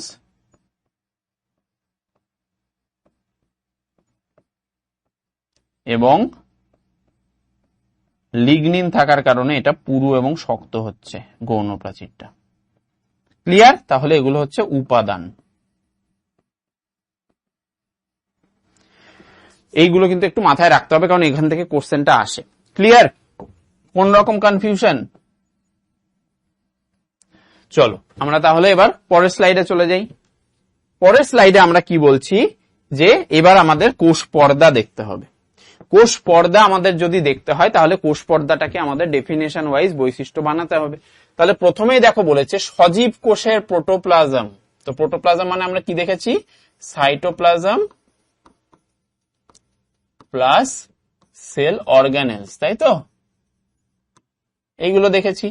তো সজীব কোষের, দেখো সজীব কোষের বলেছে, সজীব কোষের প্রোটোপ্লাজম বাইরের দিক থেকে যে অতি সূক্ষ্ম, ঠিক আছে, খুব পাতলা, স্থিতিস্থাপক, সেটাও ইলাস্টিক হয়, প্রভেদক ভেদ্য, দেখো প্রভেদক ভেদ্য বলেছে মানে সিলেক্টিভলি পারমিয়েবল, মানে কিছু দ্রাব চলাচল করতে পারবে এবং সব রকম দ্রাবক চলাচল করতে পারবে এই পর্দা দিয়ে, কোষ পর্দা দিয়ে। এবং সেটা কি দিয়ে নির্মিত? লাইপোপ্রোটিন। লাইপোপ্রোটিন মানে কি? লিপিড মানে ফ্যাট প্লাস প্রোটিন দিয়ে তৈরি। ক্লিয়ার? লিপিড এবং প্রোটিন দিয়ে তৈরি এমন ত্রিস্তরীয়, তাহলে কি কটা লেয়ার? 3 লেয়ার্স থাকছে এর মধ্যে, 3 লেয়ার্স, যার মধ্যে মাঝে থাকে হচ্ছে একটা লিপিড লেয়ার আর 2 প্রোটিন লেয়ার।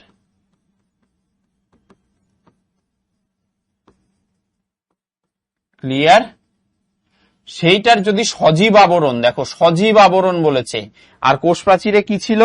মৃত আবরণ। দেখো এই যে জড় পদার্থের আবরণ, তো জড় পদার্থের আবরণ হচ্ছে আমাদের কোষ প্রাচীর, কিন্তু সজীব আবরণ দিয়ে ঢাকা হচ্ছে আমাদের, সজীব আবরণ হচ্ছে কোষ পর্দা, যেটাকে আমরা সেল মেমব্রেন বা আর একটা কি বলি, প্লাজমা মেমব্রেন বা প্লাজমা পর্দাও বলা হয়। ক্লিয়ার? সেল মেমব্রেন বা প্লাজমা মেমব্রেনও বলা হয় কোষ পর্দাকে। তাহলে দেখো আমরা এখানে কি সংজ্ঞায় কি কি পড়লাম সেই অনুযায়ী আমরা এখানে বৈশিষ্ট্য বানিয়ে নিই। প্রথমে কি বলেছি? সজীব কোষের প্রোটোপ্লাজম বাইরের দিক থেকে যে অতি সূক্ষ্ম স্থিতিস্থাপক প্রভেদক ভেদ্য লাইপোপ্রোটিন নির্মিত ত্রিস্তরীয় সজীব আবরণ দিয়ে ঢাকা থাকে, সেটাকে আমরা বলি কোষ পর্দা। তাহলে কি থাকে? সজীব কোষের প্রোটোপ্লাজমের বাইরের স্তর। প্রথম বৈশিষ্ট্য কি? সজীব কোষের প্রোটোপ্লাজম, যার মধ্যে সাইটোপ্লাজম এবং অর্গানেলস পড়ছে, প্রোটোপ্লাজমের বাইরের স্তর। বাইরের কি স্তর? সজীব স্তর, ঠিক আছে, মৃত স্তর বা জড় স্তর না, কিন্তু সজীব আবরণ। ক্লিয়ার? হলো আমাদের ফার্স্ট বৈশিষ্ট্যের পয়েন্ট। সেকেন্ড পয়েন্ট আমরা কি লিখব? সেকেন্ড পয়েন্টে আমরা লিখব যে এটা কি করে, এটা হচ্ছে কি ধরনের হয়? অতি সূক্ষ্ম হয়, পাতলা হয়, মানে কোষ প্রাচীরের তুলনায় পাতলা, এবং কি হয়? স্থিতিস্থাপক। স্থিতিস্থাপক, ইলাস্টিক টাইপের হয়। ক্লিয়ার? তারপর কি রকম হয় আর কি হয়? এটা কিন্তু কি ধরনের হয়? এদের মেমব্রেনটা হয় সিলেক্টিভলি পারমিয়েবল মেমব্রেন, মানে প্রভেদক ভেদ্য স্তর দিয়ে তৈরি, প্রভেদক ভেদ্য পর্দা হিসেবে কাজ করে।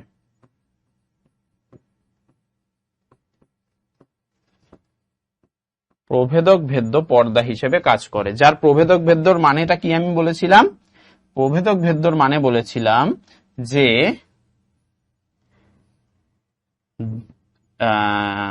কিছু নির্দিষ্ট দ্রাব এবং সব রকমের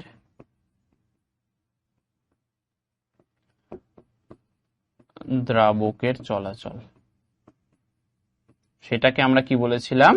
প্রভেদক ভেদ্য বা সিলেক্টিভলি পারমিয়েবল মেমব্রেন বলেছিলাম। ক্লিয়ার? এইবার আমাদের যেটা চলে আসছে সেটা হচ্ছে কি, এটা কি দিয়ে তৈরি? এর উপাদান কি? এর উপাদান হচ্ছে, এর মেইন উপাদান হচ্ছে লাইপোপ্রোটিন। লাইপোপ্রোটিন মানে কি বলেছি? Lipid and protein. ঠিক আছে, সেই লিপিড আর প্রোটিনের মধ্যে লিপিড স্তর হচ্ছে মানে একটা স্তর লিপিডের এবং প্রোটিনের হচ্ছে দুটো স্তর। ঠিক আছে, এগুলো কি, এগুলো হচ্ছে লেয়ার্স। ক্লিয়ার, এইটা দিয়ে তৈরি। এবং এছাড়াও কি থাকে, এছাড়াও কিন্তু লাইপোপ্রোটিন থাকে, তাছাড়া কি থাকে,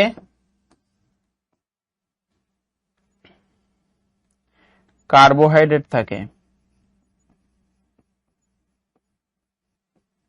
ঠিক আছে, কার্বোহাইড্রেটও দেখতে পাওয়া যায়, লিপিড, প্রোটিন, কার্বোহাইড্রেট। এবার এইগুলো না একটু রিলেটিভলি একটু মিলে মিশে থাকে, মানে শুধু কার্বোহাইড্রেট হয়তো দেখা যাবে না, হয়তো লিপিডের গায়ে কার্বোহাইড্রেট বসে থাকবে, তো সেইটা হয়ে যাবে গ্লাইকোলিপিড। তারপর প্রোটিনের গায়ে কার্বোহাইড্রেট বসে থাকবে, সেটা হয়ে যাবে গ্লাইকোপ্রোটিন।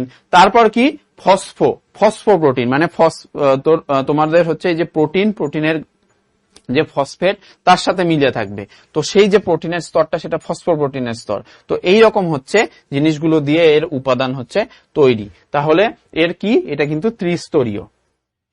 এর পরের যে পয়েন্টটা সেটা আমাদের কি হবে, এটি ত্রিস্তরীয়।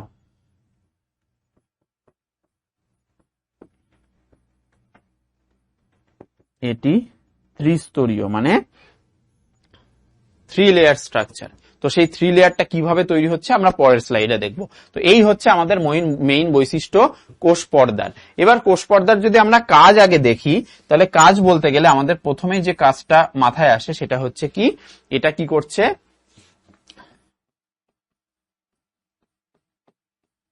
প্রোটোপ্লাজমীয় কোষের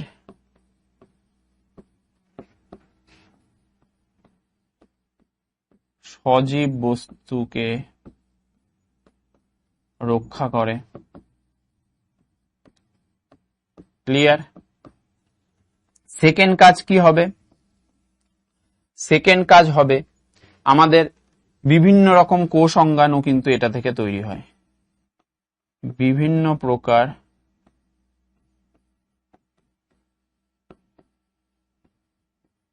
কোষ অঙ্গাণুর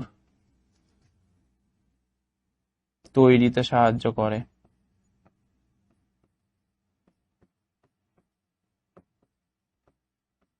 এবার সেটা কিভাবে হয়, এই যে কোষ অঙ্গাণু তৈরিতে সাহায্য করছে সেটা কিভাবে হয়, সেটা ধরো আমি দুটো কোষ অঙ্গাণুর নাম বললাম, একটা বললাম আমি মাইটোকন্ড্রিয়া, একটা বললাম আমি মাইটোকন্ড্রিয়া,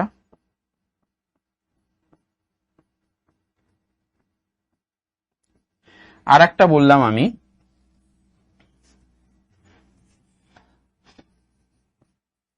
লাইসোজোম। ঠিক আছে, এগুলো হচ্ছে কোষ অঙ্গাণু। তো মাইটোকন্ড্রিয়া যেটা, সেটা কি, সেটা দুটো লেয়ার নিয়ে তৈরি, 2 লেয়ার্স। কিসের, এই কোষ পর্দার, এই যে কোষ পর্দা, সেই কোষ পর্দার দুটো লেয়ার নিয়ে তৈরি হচ্ছে মাইটোকন্ড্রিয়া। তাহলে কিভাবে মাইটোকন্ড্রিয়া তৈরিতে সাহায্য করছে বুঝতে পারছো। আর একটা কি লাইসোজোম, এটা আবার 1 লেয়ার নিয়ে তৈরি, সিঙ্গেল লেয়ার স্ট্রাকচার। তাহলে এটা দ্বিপর্দা বিশিষ্ট অঙ্গাণু আর এটা হচ্ছে এক পর্দা বিশিষ্ট অঙ্গাণু। আর পর্দা লেসও হয় অঙ্গাণু, সেটা হচ্ছে রাইবোজোম। এরকম দ্বিপর্দা বিশিষ্ট অঙ্গাণু আরো আছে, নিউক্লিয়াস আছে, ক্লোরোপ্লাস্ট আছে, এগুলো কিন্তু দ্বিপর্দা বিশিষ্ট। লাইসোজোম ছাড়াও এন্ডোপ্লাজমিক রেটিকুলাম আছে, ইআর যেটাকে বলে, গলগি বডিস আছে, এগুলো কিন্তু 1 লেয়ার স্ট্রাকচার। আর স্ট্রাকচার মানে যদি কোষ পর্দা কোনো একটা অঙ্গাণুতে না থাকে সেইটার নাম হচ্ছে রাইবোজোম। ক্লিয়ার। তাহলে রাইবোজোম হচ্ছে কি, রাইবোজোম হচ্ছে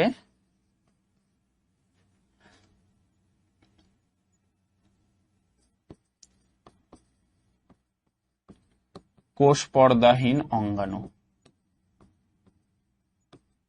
ক্লিয়ার, মাথায় থাকবে। রাইবোজোম কি, রাইবোজোম হচ্ছে কোষ পর্দাহীন অঙ্গাণু। আর কোষ পর্দাযুক্ত অঙ্গাণু হলে আমাদের একটা লেয়ার বা দুটো লেয়ার চলে আসবে, তার মধ্যে দুটো লেয়ারের মধ্যে মাইটোকন্ড্রিয়া পড়ছে, নিউক্লিয়াস পড়ছে, ক্লোরোপ্লাস্ট পড়ছে, আর 1 লেয়ারের মধ্যে হচ্ছে লাইসোজোম পড়ছে, এন্ডোপ্লাজমিক রেটিকুলাম, গলগি বডিস, এইসব পড়ছে। ঠিক আছে, তাহলে এগুলো আমরা দেখে নিলাম আমাদের।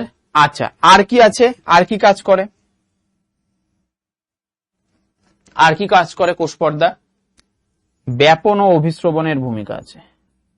ব্যাপন ও অভিস্রবণের মাধ্যমে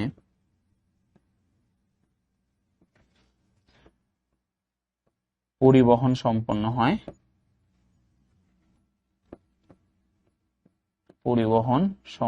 হয়, হচ্ছে এই কোষ পর্দার মাধ্যমে। ক্লিয়ার? অভিস্রবণীয় চাপ বজায় রাখে, ঠিক আছে, অভিস্রবণীয় যে চাপ সেটাকে বজায় রাখতেও কিন্তু সাহায্য করে আমাদের কোষ পর্দা। ক্লিয়ার? তাহলে এখান থেকে আমরা বুঝে গেলাম যে কোষ পর্দার মেইন কাজ এবং মেইন বৈশিষ্ট্যগুলো কি কি।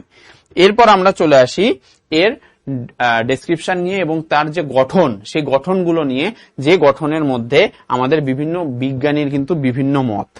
তো এই যে বিজ্ঞানীগুলো বিভিন্ন ভাবে দেখেছে কোষ পর্দাকে, ঠিক আছে। প্রথমে যে বিজ্ঞানীর নাম বলা হয়েছে, দেখো আমরা তো নর্মাল ভাবে বৈশিষ্ট্যের মধ্যে পড়লাম যে এটা হচ্ছে ত্রিস্তরীয় আবরণ, লিপিড থাকে একটা স্তর আর প্রোটিন থাকে দুটো স্তর। তো এই যে ব্যাপারটা বিভিন্ন বিজ্ঞানীর মত থেকে এসছে, কিন্তু লাস্টলি আমাদের যে কোষ পর্দার একদম কি বলবো একটা প্রকৃত গঠন, সেই গঠনটার জন্য এনারা দায়ী, এই দুজন বিজ্ঞানী। এছাড়াও এর আগে যেসব বিজ্ঞানী ছিল তার মধ্যে ইনি একজন আছেন, রবার্টসন। এছাড়াও আরো ড্যানিয়েল ডেপসন বলে একজন ছিলেন। এছাড়াও আরো বিভিন্ন বিজ্ঞানী কিন্তু বিভিন্ন রকম মতামত দিয়েছেন। তো আমরা মতামতগুলো দেখে নিই। মেইনলি এই দুটো মতামত তোমাদের একটু মাথায় রাখতে হবে, কিন্তু মেইন যে মতামত যাদের অনুযায়ী আমাদের এখনকার যে কোষ পর্দার গঠন আমরা জানি, সেটা হচ্ছে এই দুজনেরটা, ঠিক আছে। তাহলে কোষ পর্দার যদি গঠন আসে তাহলে তোমাদের এদেরটা করতে হবে, কিন্তু এনার হচ্ছে প্রাথমিক ধারণা অনুযায়ী কি ছিল সেটা আমরা দেখি। তো রবার্টসন যে বিজ্ঞানী ছিলেন, তিনি কি ছিলেন, তিনি কি করেছিলেন, তিনি এই যে তিনটে স্তর, সেই তিনটে স্তরের ব্যাপারটাকে পিএলপি স্তর বা পিএলপি মডেল বলেছিলেন। পিএলপি মডেল মানে কি, এখানের পি মানে হচ্ছে প্রোটিন, এল মানে হচ্ছে লিপিড, আর এই পি মানে হচ্ছে প্রোটিন। তো আমরা যে ত্রিস্তরীয় ব্যাপারটা দেখলাম তার মধ্যে আমরা দেখেছিলাম যে প্রোটিনের দুটো স্তর থাকে আর লিপিড থাকে মাঝে স্যান্ডউইচ হয়ে।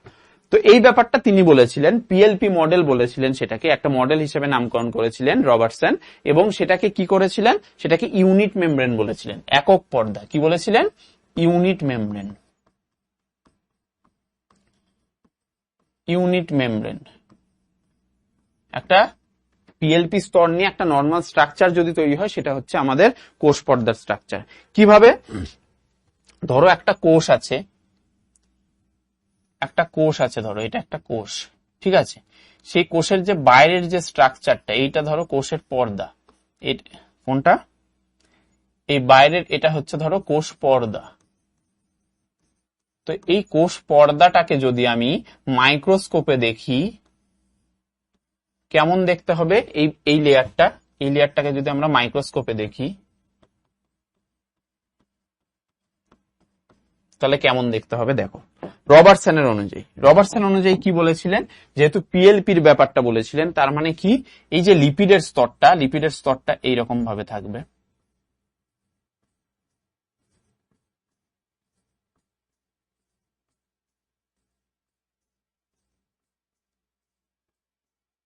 বেশি আঁকছি না,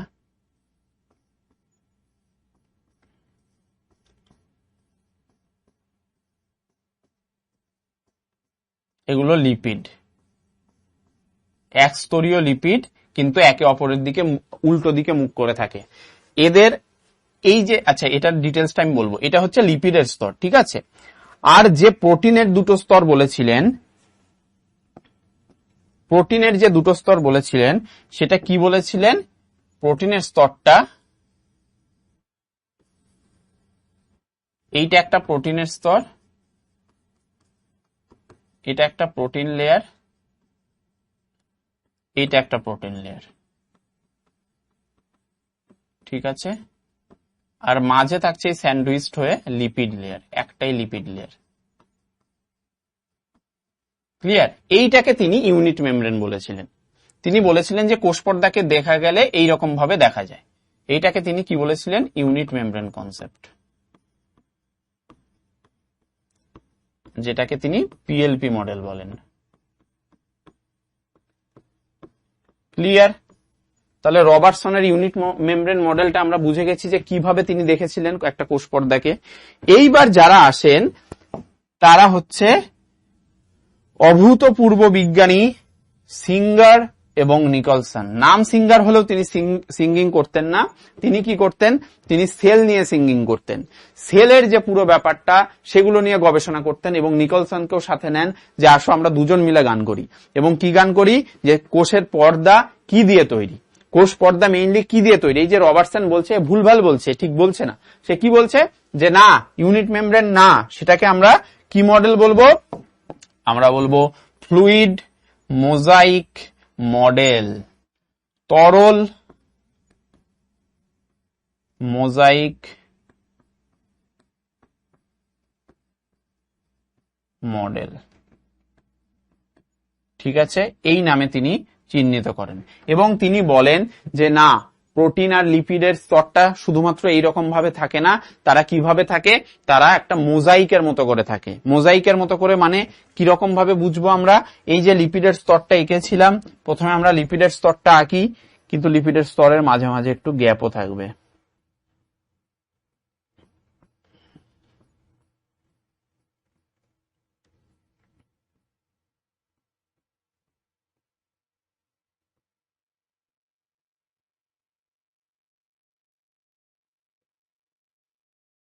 ঠিক আছে,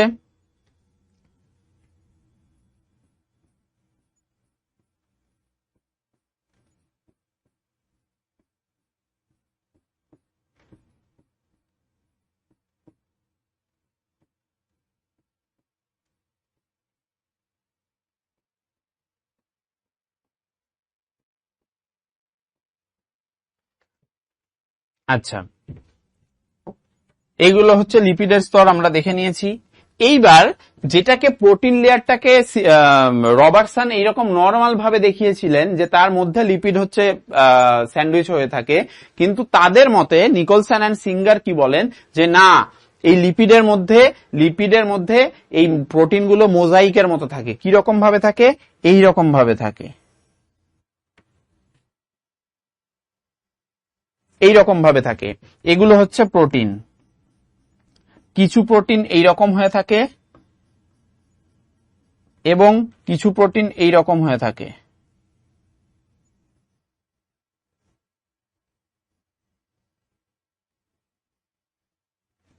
এই রকম হয়ে থাকে।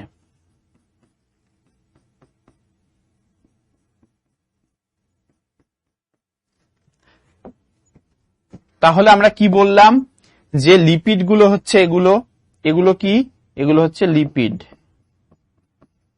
ঠিক আছে, কিন্তু এই যে প্রোটিন গুলো থাকছে, এই প্রোটিন দু রকম ভাবে থাকছে। একটা কি হচ্ছে লিপিডের মধ্যে গেঁথে থাকছে, ঠিক আছে, এক লেয়ার থেকে আরেক লেয়ারের মধ্যে পুরো বেরিয়ে গেছে, এইরকম ভাবে থাকছে।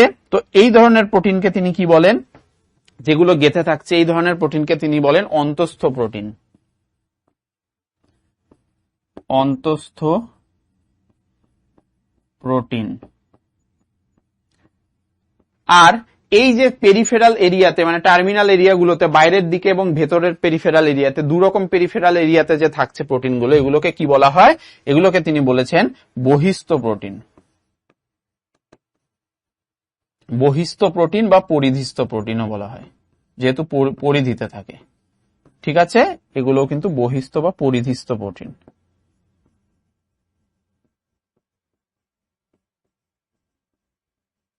ঠিক আছে, তাহলে তিনি বলেন যে এই প্রোটিনগুলো লিপিডের মধ্যে মোজাইক ভাবে থাকে, ঠিক আছে, গেথে গেথে থাকে। ঠিক আছে, এই স্ট্রাকচারগুলোকে মোজাইক মডেল বলা হয়। ঠিক আছে, লিপিডের এই তরল একটা ব্যাপারের মধ্যে মোজাইক ভাবে প্রোটিন থাকছে, তো এই জন্য তার নাম দেন হচ্ছে তরল মোজাইক মডেল। তাহলে আমরা প্রোটিনের ব্যাপারগুলো দেখে নিলাম। আচ্ছা, এর মধ্যে এবার লিপিডের মাঝে মাঝে কিছু কিছু জিনিস থাকে।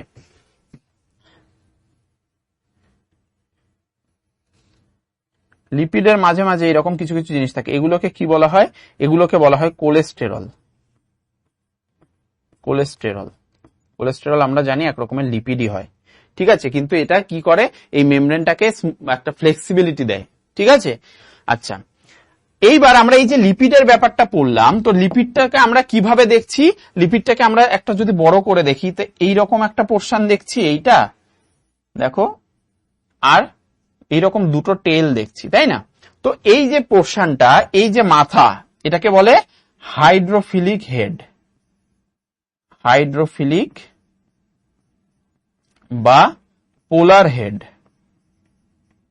পোলার হেড বোঝাচ্ছি। আর এই যে লেজগুলো, এগুলোকে কি বলছে? Hydrophobic tail, hydrophobic or non-polar tail, লেজ। এইবার এটা কেন তাহলে এইরকম দুটো লেয়ার এইরকম ভাবে থাকছে, এর কারণটা বুঝতে পেরেছো? এই দেখো, এইটা যেহেতু এর হাইড্রোফিলিক বা পোলার হেড, এবার হাইড্রোফিলিক মানে এর বাইরে যেসব জলীয় ব্যাপারগুলো থাকছে প্রোটিনের বাইরে বা এর ভেতরের দিকে, সেগুলোতে একটা ফিলিসিটি থাকবে, একটা হাইড্রোফিলিসিটি বা পোলার ব্যাপারটা থাকবে, এই কারণে তারা সেই দিকটা থাকতে পারছে। কিন্তু যখন ফোবিক হবে, ফোবিক মানে আমরা ভয় পাই, ভয় পেয়ে আমরা কি করি? নন পোলার জিনিসগুলো কি গুটিয়ে যায় না? তো এই যে লেজগুলো, এদের যেহেতু এগুলো হচ্ছে নন পোলার বা হাইড্রোফোবিক, ভয় পায় জল দেখে বা জলীয় জিনিসপত্র দেখে, এই কারণে তারা কি করে? ভেতরের দিকে থাকে, আর মাথাগুলোকে তারা বাইরের দিক করে রাখে। ঠিক আছে, মাথাগুলো যেহেতু হাইড্রোফিলিক, তারা যেমন আমি হচ্ছে মানে সুইমফোবিক, ঠিক আছে, আমি সাঁতার ভয় পাই, তো সেই রকম আমি যেমন জল দেখলে আমি গুটিয়ে যাই, তো হাইড্রোফোবিক আমি, ঠিক আছে, জল দেখলে আমি গুটিয়ে যাই, মানে হচ্ছে আমি মানে মেইনলি সাঁতার কাটার জন্য বলছি, আমি সাঁতার জানি না এখন অব্দি। তো সেই ব্যাপারগুলো আমাদের এই লিপিডের ক্ষেত্রে, মানে এই যে টেলগুলো, এই টেলগুলোর ক্ষেত্রে কাজ করছে। এই কারণে তারা কি করছে? তারা ভেতরের দিকে থাকছে, তারা বাইরের দিকে থাকছে না। বাইরের দিকে কিগুলো রেখেছে? মাথাগুলোকে রেখেছে। সেই মাথাগুলো হচ্ছে হাইড্রোফিলিক বা পোলার হেড। তাহলে এইগুলো হচ্ছে আমাদের পোলার হেড, হাইড্রোফিলিক, আর এইগুলো হচ্ছে আমাদের কি? হাইড্রোফোবিক বা নন পোলার টেল। ক্লিয়ার? কোলেস্টেরল থাকছে। আচ্ছা, এরপর আমাদের কি থাকছে? কার্বোহাইড্রেট থাকছে, আমি বলেছিলাম। তো কার্বোহাইড্রেট কিভাবে থাকছে? কার্বোহাইড্রেট এই লিপিডের গায়ে যদি এরকম ভাবে ধরো কার্বোহাইড্রেট থাকে, তাহলে সেটাকে কি বলা হয়? গ্লাইকোলিপিড বলা হয়। এটাকে কি বলা হবে? গ্লাইকোলিপিড। আর এই সেম কার্বোহাইড্রেটটা যদি আমাদের এরকম প্রোটিনের গায়ে থাকে, ধরো এরকম ভাবে, তাহলে এটাকে আমরা কি বলবো? এটাকে আমরা বলবো গ্লাইকোপ্রোটিন। ঠিক আছে, এবং এই যে প্রোটিনগুলো, মেইন প্রোটিনগুলো, এগুলো হচ্ছে ফসফোপ্রোটিন এবং এগুলো হচ্ছে ফসফোলিপিড। ঠিক আছে, আচ্ছা, এবার তাহলে বহিস্থ প্রোটিন বা এগুলো পরিধিস্থ প্রোটিন কিন্তু বাইরের দিকে থাকছে, লিপিডের মধ্যে গেঁথে থাকছে না। লিপিডের মধ্যে যেটা গেঁথে থাকছে সেটা হচ্ছে ইন্ট্রিনসিক প্রোটিন বা অন্তস্থ প্রোটিন। ক্লিয়ার? তাহলে পুরো ব্যাপারটা ক্লিয়ার। আমরা তাহলে দেখে নিয়েছি যে প্রোটিন থাকছে, লিপিড থাকছে, কার্বোহাইড্রেট থাকছে, সবই থাকছে। এবং এর মধ্যে তাহলে কি পরিমাণে থাকছে? যে লিপিডটা, সেই লিপিডটা কি পরিমাণে থাকছে? লিপিড থাকছে, ধরো এটা এক কালার হয়ে গেলে বোঝা যাবে না।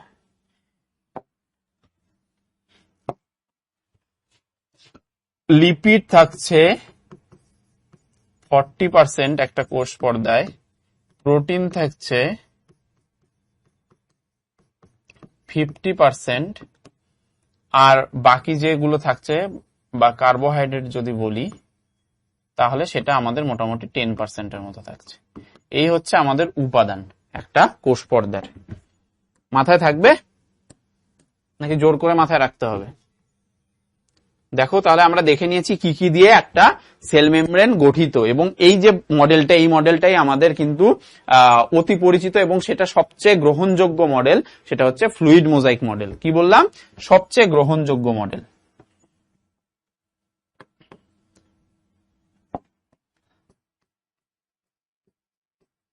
সবচেয়ে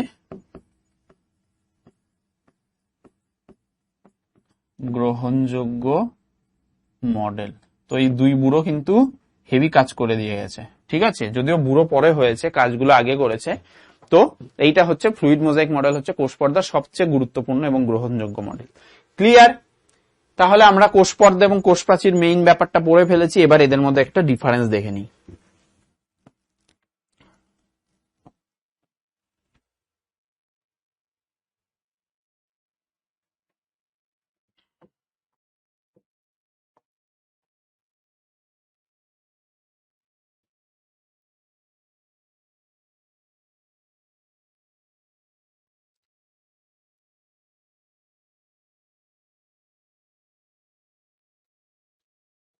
এটা আমার টানতে গিয়ে একটু বাঁকা হয়ে যায়, তো ডোন্ট মাইন্ড। বাঁকা হয়েওছে বোধহয়, হ্যাঁ এটা বাঁকা হয়ে গেছে, এটা ধরেই চলে আসছে এটা।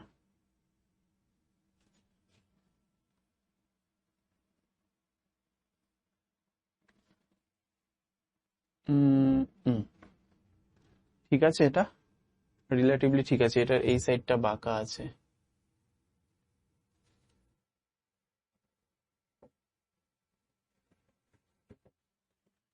আচ্ছা ঠিক আছে, হয়ে যাবে, চাপ নেই।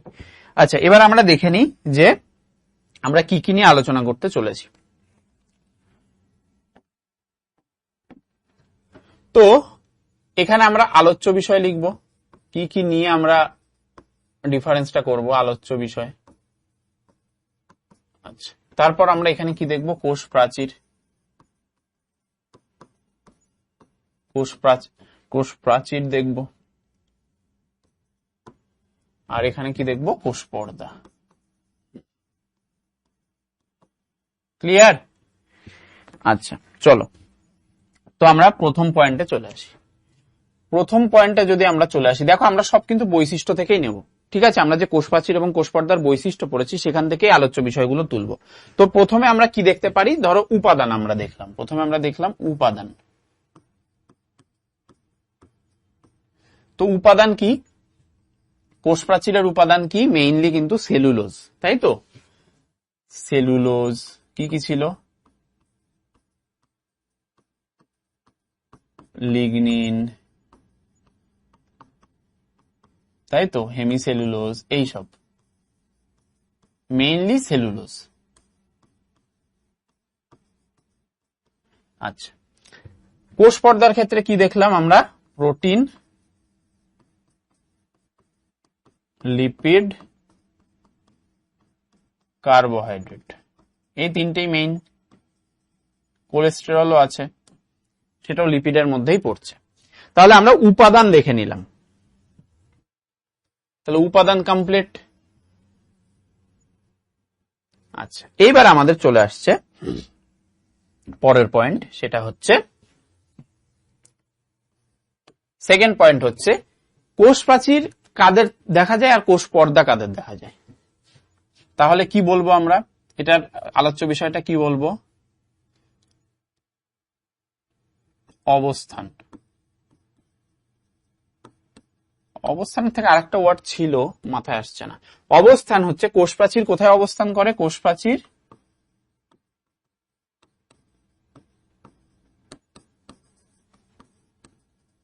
উদ্ভিদ দেহে পরিলক্ষিত হয়।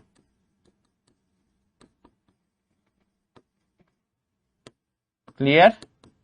আর কোষ পর্দা কি ছিল, কোষ পর্দা উদ্ভিদ প্রাণী সব রকম সজীব দেহেই দেখা যায়। সমস্ত প্রকার উদ্ভিদ কোষে হবে এটা।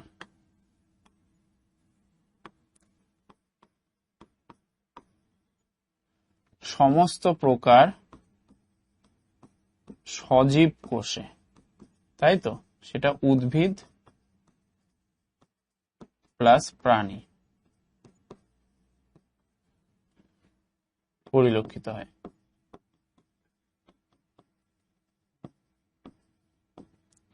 ক্লিয়ার?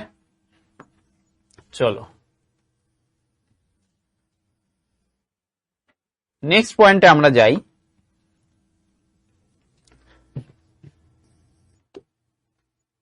প্রকৃতি। কোষ প্রাচীর কি ধরনের প্রকৃতির, মানে কি প্রকৃতির, জড় না জীব, জড়, তাই তো? তাহলে কোষ প্রাচীর হচ্ছে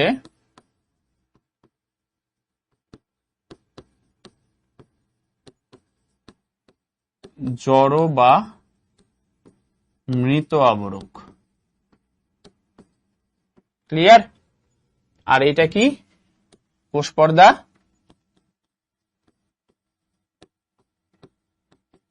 সজীব আবরণী। ক্লিয়ার? আমাদের তিনটে পয়েন্ট কমপ্লিট। এরপর আমরা কি আসব, এরপর আমরা 4 নম্বর পয়েন্টে কি দেখব, যে কোষ প্রাচীর এবং কোষ পর্দার যে ব্যাপারটা সেটা কি হচ্ছে, কোষ প্রাচীর হচ্ছে কি হচ্ছিল যে মাথায় আস্তে আস্তে ভুলে যাচ্ছি। আচ্ছা, কোষ প্রাচীর আর কোষ পর্দা তো। আচ্ছা চলো এর পরিবহন পদ্ধতি দেখে নিই। পরিবহন পদ্ধতি, তো পরিবহন যে পদ্ধতি কোষ প্রাচীরের ক্ষেত্রে কি, এটা কি ধরনের আবরক, এটা হচ্ছে ভেদ্য আবরক, তাই তো, এটা হচ্ছে ভেদ্য আবরক। মানে কি, দ্রাব ও দ্রাবক বা সমস্ত প্রকার দ্রাব ও দ্রাবক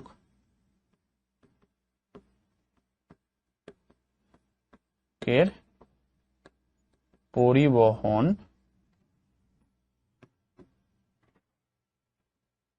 সম্ভব।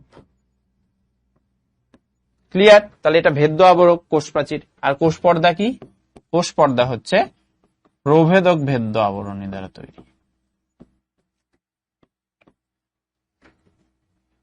প্রভেদক ভেদ্য আবরক মানে কি, নির্দিষ্ট দ্রাব ও সমস্ত প্রকার দ্রাবকের পরিবহন সম্ভব। ক্লিয়ার? প্রচুর লেখা যায়, দেখো আরো অনেক লেখা যায়, অনেক, শেষ করতে পারবে না ডিফারেন্স লিখে।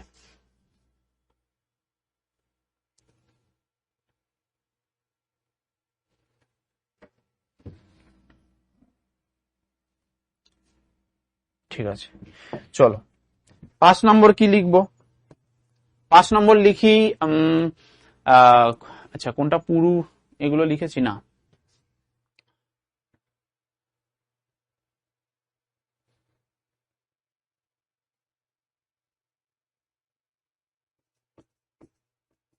গঠন। 5 নম্বর হচ্ছে কোষ প্রাচীর কি হয়,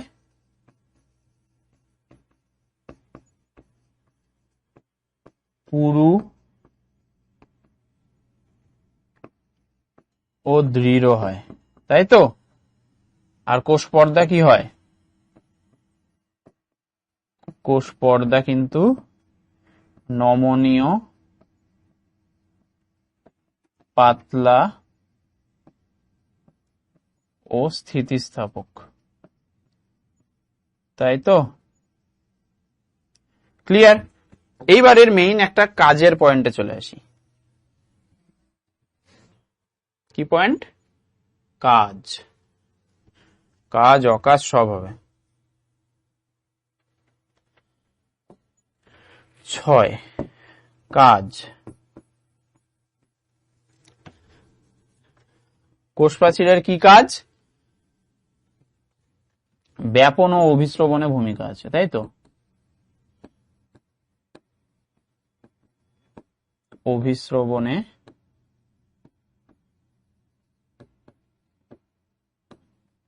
ভূমিকা আছে, এছাড়াও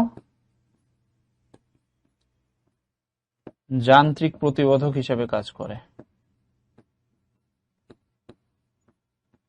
সেলের যান্ত্রিক প্রতিরোধক হিসেবে কাজ করে,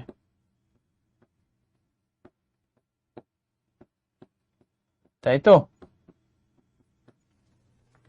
বাইরের যে আঘাত সেগুলো থেকে রক্ষা করে কোষকে। আর এটার কি, কোষ পর্দার ক্ষেত্রে কি হবে, কোষ পর্দার ক্ষেত্রে হচ্ছে এর শুধুমাত্র ব্যাপনের মাধ্যমে কাজ করে,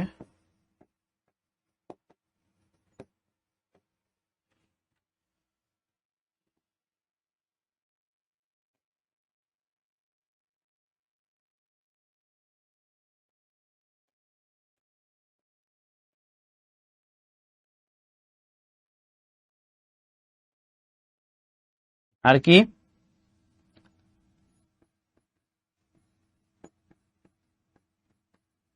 প্রোটোপ্লাজমীয় সজীব বস্তুগুলোকে রক্ষা করে, মানে অর্গানেলস এবং ধাত্র।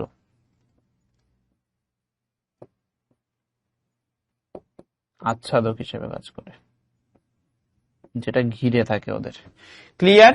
তাহলে এই হচ্ছে মোটামুটি টোটাল 6টা পয়েন্টস, আরো লেখা যায়, এর শেষ নেই। ঠিক আছে, তো এইগুলো মোটামুটি মাথায় রাখার চেষ্টা করো।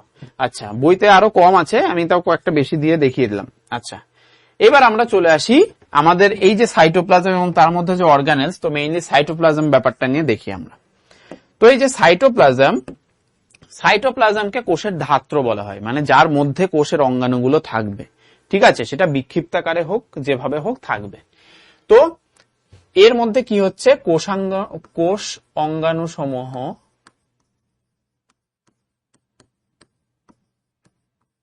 কি হচ্ছে, বিক্ষিপ্তাকারে অবস্থান করছে, ছড়িয়ে ছিটিয়ে থাকে।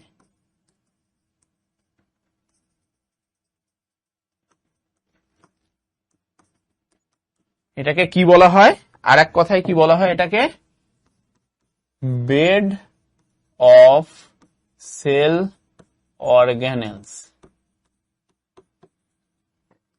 ক্লিয়ার? তো চলো আমরা চলে আসি এবার ডেফিনেশনে, যে সাইটোপ্লাজম কি জিনিসটা কি। তো সাইটোপ্লাজম হচ্ছে অর্ধ তরল, পুরো তরল না, একটু কিছুটা জেলি জেলি ধরনের, অর্ধ তরল, স্বচ্ছ, ঠিক আছে, একদম ক্রিস্টাল ক্লিয়ার দেখা যায়, অস্বচ্ছ না, স্বচ্ছ, এবং দানাদার পদার্থ নিয়ে গঠিত। দানাদার পদার্থ, গুটি গুটি দানা দানা, সেইগুলো নিয়ে গঠিত। নিউক্লিয় পর্দা, মানে এই যে নিউক্লিয়াস, সেই নিউক্লিয়াসের ভেতরেও থাকে, এই যে নিউক্লিওলাস এর মধ্যে থাকছে, ঠিক আছে, ক্রোমাটিন জালক থাকছে, এগুলোর ডিটেলস আমরা যখন নিউক্লিয়াস করবো তখন দেখব। এবং এই যে ধাত্রগুলো, এগুলো কিন্তু নিউক্লিয়াসের মধ্যেও থাকছে। ক্লিয়ার? এবং কার মধ্যে, নিউক্লিয় পর্দা এবং কোষ পর্দার মাঝে অবস্থান করে। তো এই যে নিউক্লিয়াস, তার যে পর্দাগুলো, ঠিক আছে, সেই যে পর্দা তার মধ্যেও কি থাকছে এবং কোষ পর্দার মাঝে থাকছে। ঠিক আছে, এইগুলো কিন্তু সাইটোপ্লাজম নামে পরিচিত। তো আমরা এখান থেকে কি কি বৈশিষ্ট্য দেখতে পারি। সাইটোপ্লাজম হলো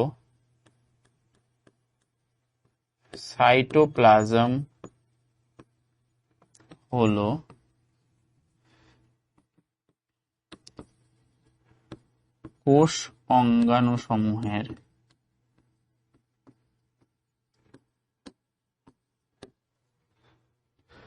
ধারক, তাই তো, কোষ অঙ্গাণুগুলো ধারণ করে। আচ্ছা, সেকেন্ড পয়েন্ট কি হতে পারে, সেকেন্ড পয়েন্ট হতে পারে এটি এক প্রকার অর্ধতরল, স্বচ্ছ ও দানাদার পদার্থ। আচ্ছা, এরপর এই যে দানাগুলো, সেগুলোতে কি থাকে, এটিতে বিভিন্ন প্রকার ম্যাক্রো ও মাইক্রো এলিমেন্টস থাকে।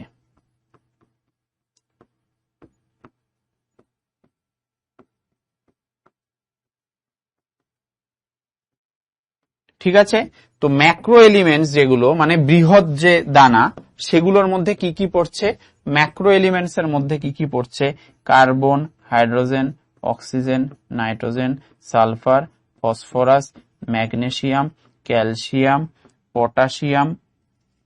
ঠিক আছে, এইরকম প্রচুর জিনিসপত্র। আর মাইক্রো এলিমেন্টস এর মধ্যে, এটা মাইটো হয়ে গেছে, এটা মাইক্রো হবে,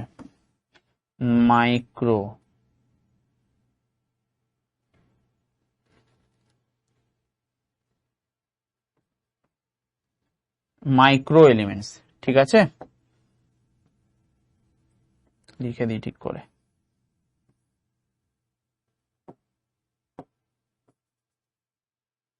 কি বললাম, মাইক্রো, বারবার লিখতে যাচ্ছি, বারবার কেটে যাচ্ছে, এলিমেন্টস।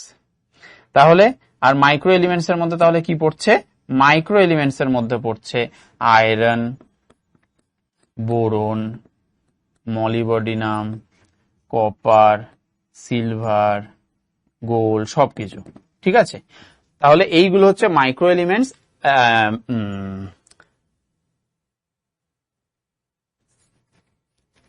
হ্যাঁ, এগুলো হচ্ছে ম্যাক্রো এলিমেন্টস আর এইগুলো হচ্ছে মাইক্রো এলিমেন্টস। মাইক্রো বা এটাকে আরেকটা নামে কি বলা হয়, এটাকে ট্রেস এলিমেন্টসও বলা হয়, ট্রেস। ঠিক আছে, ট্রেস এলিমেন্টস, ট্রেস এলিমেন্টসও কিন্তু বলা হয়ে থাকে। তো মলিবডিনাম এগুলো সবকিছু কিন্তু আমাদের ট্রেস এলিমেন্টস এর মধ্যে পড়ছে। আর মেইন এলিমেন্টস গুলো হচ্ছে এগুলো, মানে এগুলো বেশি পরিমাণে থাকছে, এগুলো থাকছে বাট কম পরিমাণে, সেগুলোকে আমরা মাইক্রো বা ট্রেস এলিমেন্টস বলছি। তো এইগুলো কিন্তু থাকে দানা তৈরি করার ক্ষেত্রে, এদের কিন্তু গুরুত্বপূর্ণ ভূমিকা আছে। আচ্ছা, এরপর কি হবে, সাইটোপ্লাজম। আর কি হতে পারে, যে নিউক্লিয় পর্দা কোষ পর্দার মাঝে অবস্থান করে, তাই তো। নিউক্লিয় পর্দা মানে একটা সেল যদি আমি আঁকি, এটা ধরো একটা সেল, তার মধ্যে এই যে নিউক্লিয়াস আছে, নিউক্লিয়াসের এগুলো পর্দা। ঠিক আছে, আর এইটা হচ্ছে কোষের পর্দা, এটা হচ্ছে কোষ পর্দা। আর এইগুলো কি, এগুলো হচ্ছে নিউক্লিয় পর্দা। ঠিক আছে, এইবার এর মধ্যে থাকছে তোমার সেল, এর মধ্যে তোমার হয়তো মাইটোকন্ড্রিয়া থাকলো, তাই তো। তারপর এন্ডোপ্লাজমিক রেটিকুলাম থাকলো, গলগি বডিজ থাকলো। ঠিক আছে, ভ্যাকুয়াল থাকলো, আরো বিভিন্ন রকম থাকলো। এবার এইগুলো কিসে থাকছে, এগুলো যেখানে থাকছে সেগুলোই তো আমাদের সাইটোপ্লাজম, এগুলোই তো আমাদের সাইটোপ্লাজম, তাই না।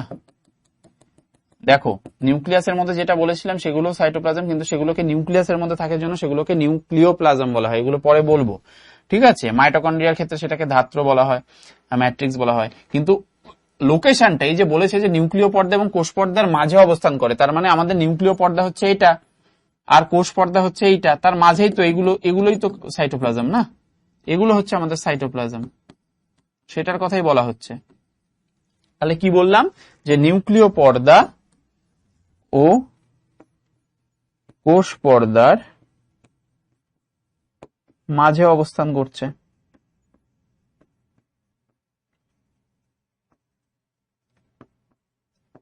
ক্লিয়ার, নিউক্লিয় পর্দা এবং কোষ পর্দার মাঝে অবস্থান করে।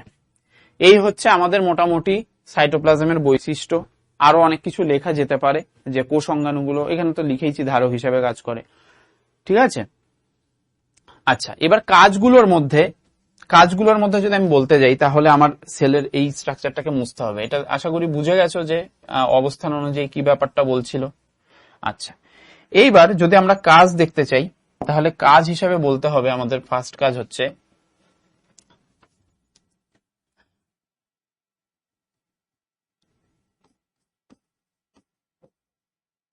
কোষের বিভিন্ন বিপাকীয় কার্য সাইটোপ্লাজমে ঘটে। ঠিক আছে, যত রকমের বিপাকীয় কার্য সেগুলো কিন্তু সাইটোপ্লাজমের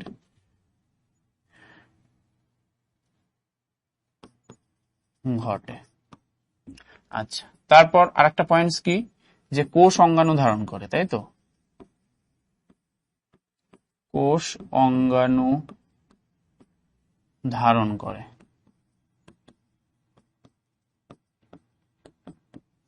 আর কি হতে পারে, বিভিন্ন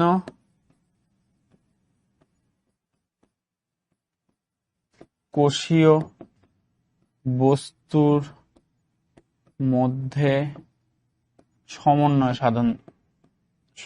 সাধনেরও একটা মাধ্যম হিসেবে কাজ করে।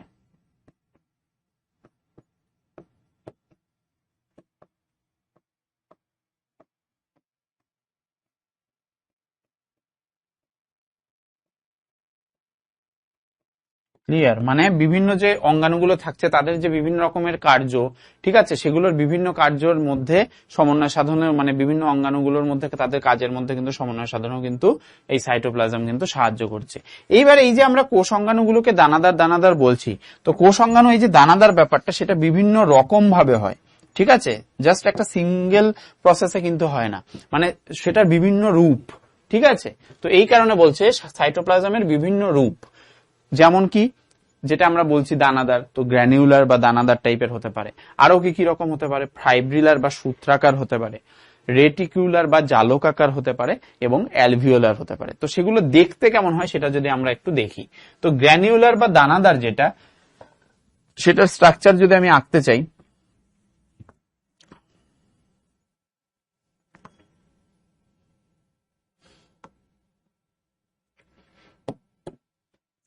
সেটার স্ট্রাকচার যদি আমি আঁকতে চাই, ধরো এখানে আমি গ্র্যানুলারটা আঁকবো। আচ্ছা,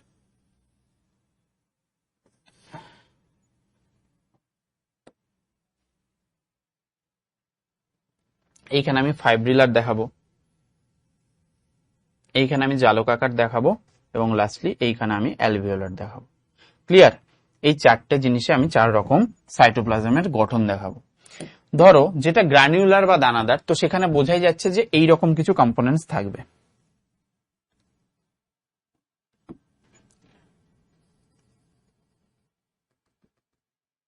এই দানা সদৃশ কিছু কম্পোনেন্টস থাকবে।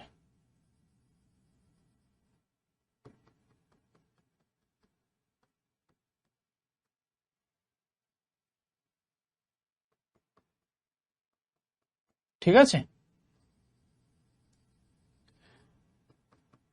এই ধরনের সাইটোপ্লাজমকে কি বলবো? দানাদার সাইটোপ্লাজম। এবং এর মধ্যে কি থাকছে?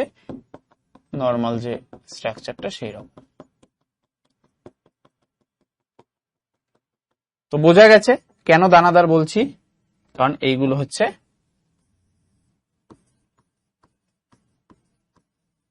দানাদার সাইটোপ্লাজম। এটা একটা কোষ, তার মধ্যে সাইটোপ্লাজম এঁকেছি এবং সেগুলো দেখতে দানাময়। ক্লিয়ার?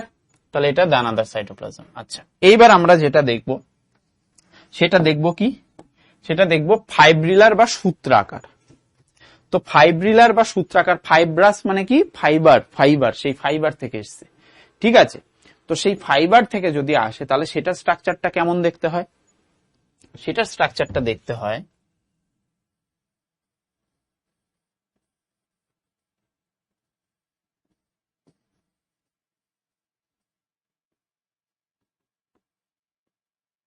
বিভিন্ন ফাইব্রাস এরকম ভাবে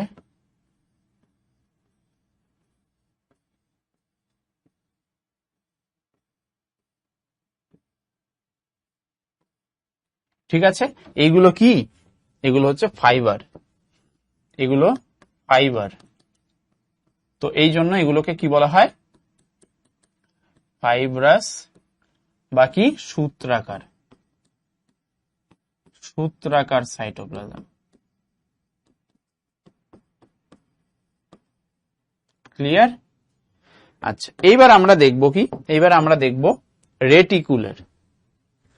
রেটিকুলার, তাহলে রেটিকুলেট বা জালকাকার হবে, মানে এই রকম, ধরো এই রকম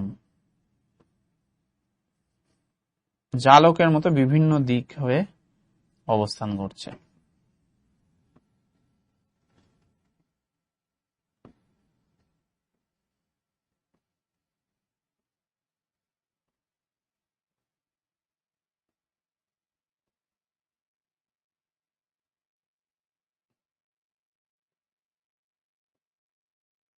ঠিক আছে, তাহলে এগুলো কি? এগুলো হচ্ছে জালিকাকার বা জালকাকার, বা এটাকে রেটিকুলার বলা হয়। ঠিক আছে, রেটিকুলার সাইটোপ্লাজম মাথায় ঢুকছে? লাস্টলি আমাদের যেটা আছে সেটা হচ্ছে অ্যালভিওলার। অ্যালভিওলার আর কিছুই নয়, অ্যালভিওলার আমাদের গ্র্যানুলারের মতোই, কিন্তু গ্র্যানুলারের যে দানাগুলো দেখা যায় সেই দানাগুলো নর্মালি এদের থাকে না, এগুলো জাস্ট নর্মাল যে সাইটোপ্লাজম সেই রকম দেখতে হয়, একদম সূক্ষ্ম স্বচ্ছ দানাময়। এই কিন্তু একদম মানে কনসেন্ট্রেটেড দানা কিন্তু এদের থাকে না। ঠিক আছে, এইগুলো হচ্ছে আমাদের অ্যালভিওলার, এটা আমাদের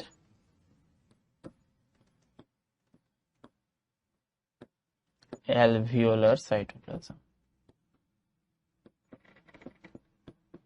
ক্লিয়ার? তাহলে আমাদের এই 4 রকমের সাইটোপ্লাজমের রূপ। কোন রকম কনফিউশন আছে? এই দুটোর মধ্যে অনেক সময় অনেকের কনফিউশন হয়ে যায়, বাট যখন ফাইব্রাস বলেছে তার মানে একটা ফাইবারের পুরো ব্যাপারটা থাকবে, আর রেটিকুলার বা জালকাকার হচ্ছে এইরকম দেখতে হয়। ক্লিয়ার? তাহলে আমরা কোন 3টে জিনিস পড়লাম? এখনো কোষ অঙ্গাণুর ভেতর ঢুকিনি। সাইটোপ্লাজম পড়লাম, তার মধ্যে এবার কোষ অঙ্গাণু থাকবে। এবার আমরা কোষ অঙ্গাণুতে ঢুকবো। মেইনলি আমরা বাইরের যে প্রোটেক্টিভ লেয়ার সেটাকে দেখলাম, কোষ প্রাচীর, কোষ পর্দা দেখলাম যেটা সজীব লেয়ার, এবং সাইটোপ্লাজম দেখলাম যেটা কোষ অঙ্গাণুগুলোর ধারক হিসেবে কাজ করে। তো এখানে দেখো আজকের পড়া রিলেটেড কিছু কোশ্চেন আছে। সেখানে বলেছে যে সাইটোপ্লাজমের ট্রেস এলিমেন্ট। ট্রেস এলিমেন্ট মানে আমরা কি বলেছিলাম? মাইক্রো। ঠিক আছে, মাইক্রো এলিমেন্ট গুলো কি কি? তো আমাদের মেজর এলিমেন্টস গুলো কি কি ছিল? সব আমগুলো ক্যালসিয়াম, পটাশিয়াম, ম্যাগনেসিয়াম এইসব, আর তার সাথে যেগুলো একদম ভৌত জিনিসপত্র যেমন carbon, hydrogen, nitrogen, oxygen, phosphorus এইসব। তো সেইগুলো বাদ দিয়ে দেখো তাহলে নাইট্রোজেন আছে, হাইড্রোজেন আছে, সোডিয়াম আছে। তাহলে এইগুলো হচ্ছে আমাদের কি? এগুলো হচ্ছে আমাদের মেজর এলিমেন্টস বা ম্যাক্রো এলিমেন্টস, তাই তো? এটাও ম্যাক্রো, এটাও ম্যাক্রো। শুধুমাত্র এইটা হচ্ছে আমাদের কি? মলিবডিনাম। তো মলিবডিনাম আমরা কোথায় পড়েছিলাম?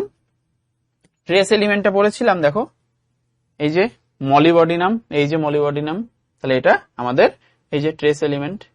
তাহলে মলিবডিনাম আমাদের ট্রেস এলিমেন্ট। তাহলে আমাদের অ্যান্সার হবে এইটা। ঠিক আছে। সেকেন্ড কোশ্চেন কি বলেছে? Magnesium pectate. তো আমরা বলেছিলাম যে কোষ প্রাচীরের গঠনে যে মধ্য ল্যামেলা যেটা থাকে, তাই তো? মধ্য ল্যামেলা বলে একটা জিনিস থাকে। তো সেই মধ্য ল্যামেলা, তার মধ্যে কি কি থাকতো? ক্যালসিয়াম আর কি ছিল? ম্যাগনেসিয়াম পেকটেট ছিল, আর প্রোটিন ছিল, তাই তো? মুখ্যতে কি ছিল? মুখ্য প্রাচীরে কি ছিল? মুখ্য প্রাচীরে আমাদের ছিল মেইনলি সেলুলোজ, আর গৌণ প্রাচীরে কি ছিল? গৌণ প্রাচীরে ছিল আমাদের সেলুলোজের সাথে হেমিসেলুলোজ ছিল, আর কি ছিল? লিগনিন ছিল, লিগনিন, এইসব জিনিস ছিল। তাহলে আমাদের কোশ্চেনে জিজ্ঞেস করেছে যে আমাদের কি বলে ক্যালসিয়াম, আমাদের ম্যাগনেসিয়াম পেকটেটের কথা বলেছে। তাহলে ম্যাগনেসিয়াম পেকটেট কিসে থাকে? মধ্য ল্যামেলা। তাহলে দেখো অ্যান্সার কত? অপশন নাম্বার সি, এইটা হবে, মধ্য ল্যামেলায় থাকে, তাই না? এখান থেকে আমরা জিনিসটা বুঝে গেলাম।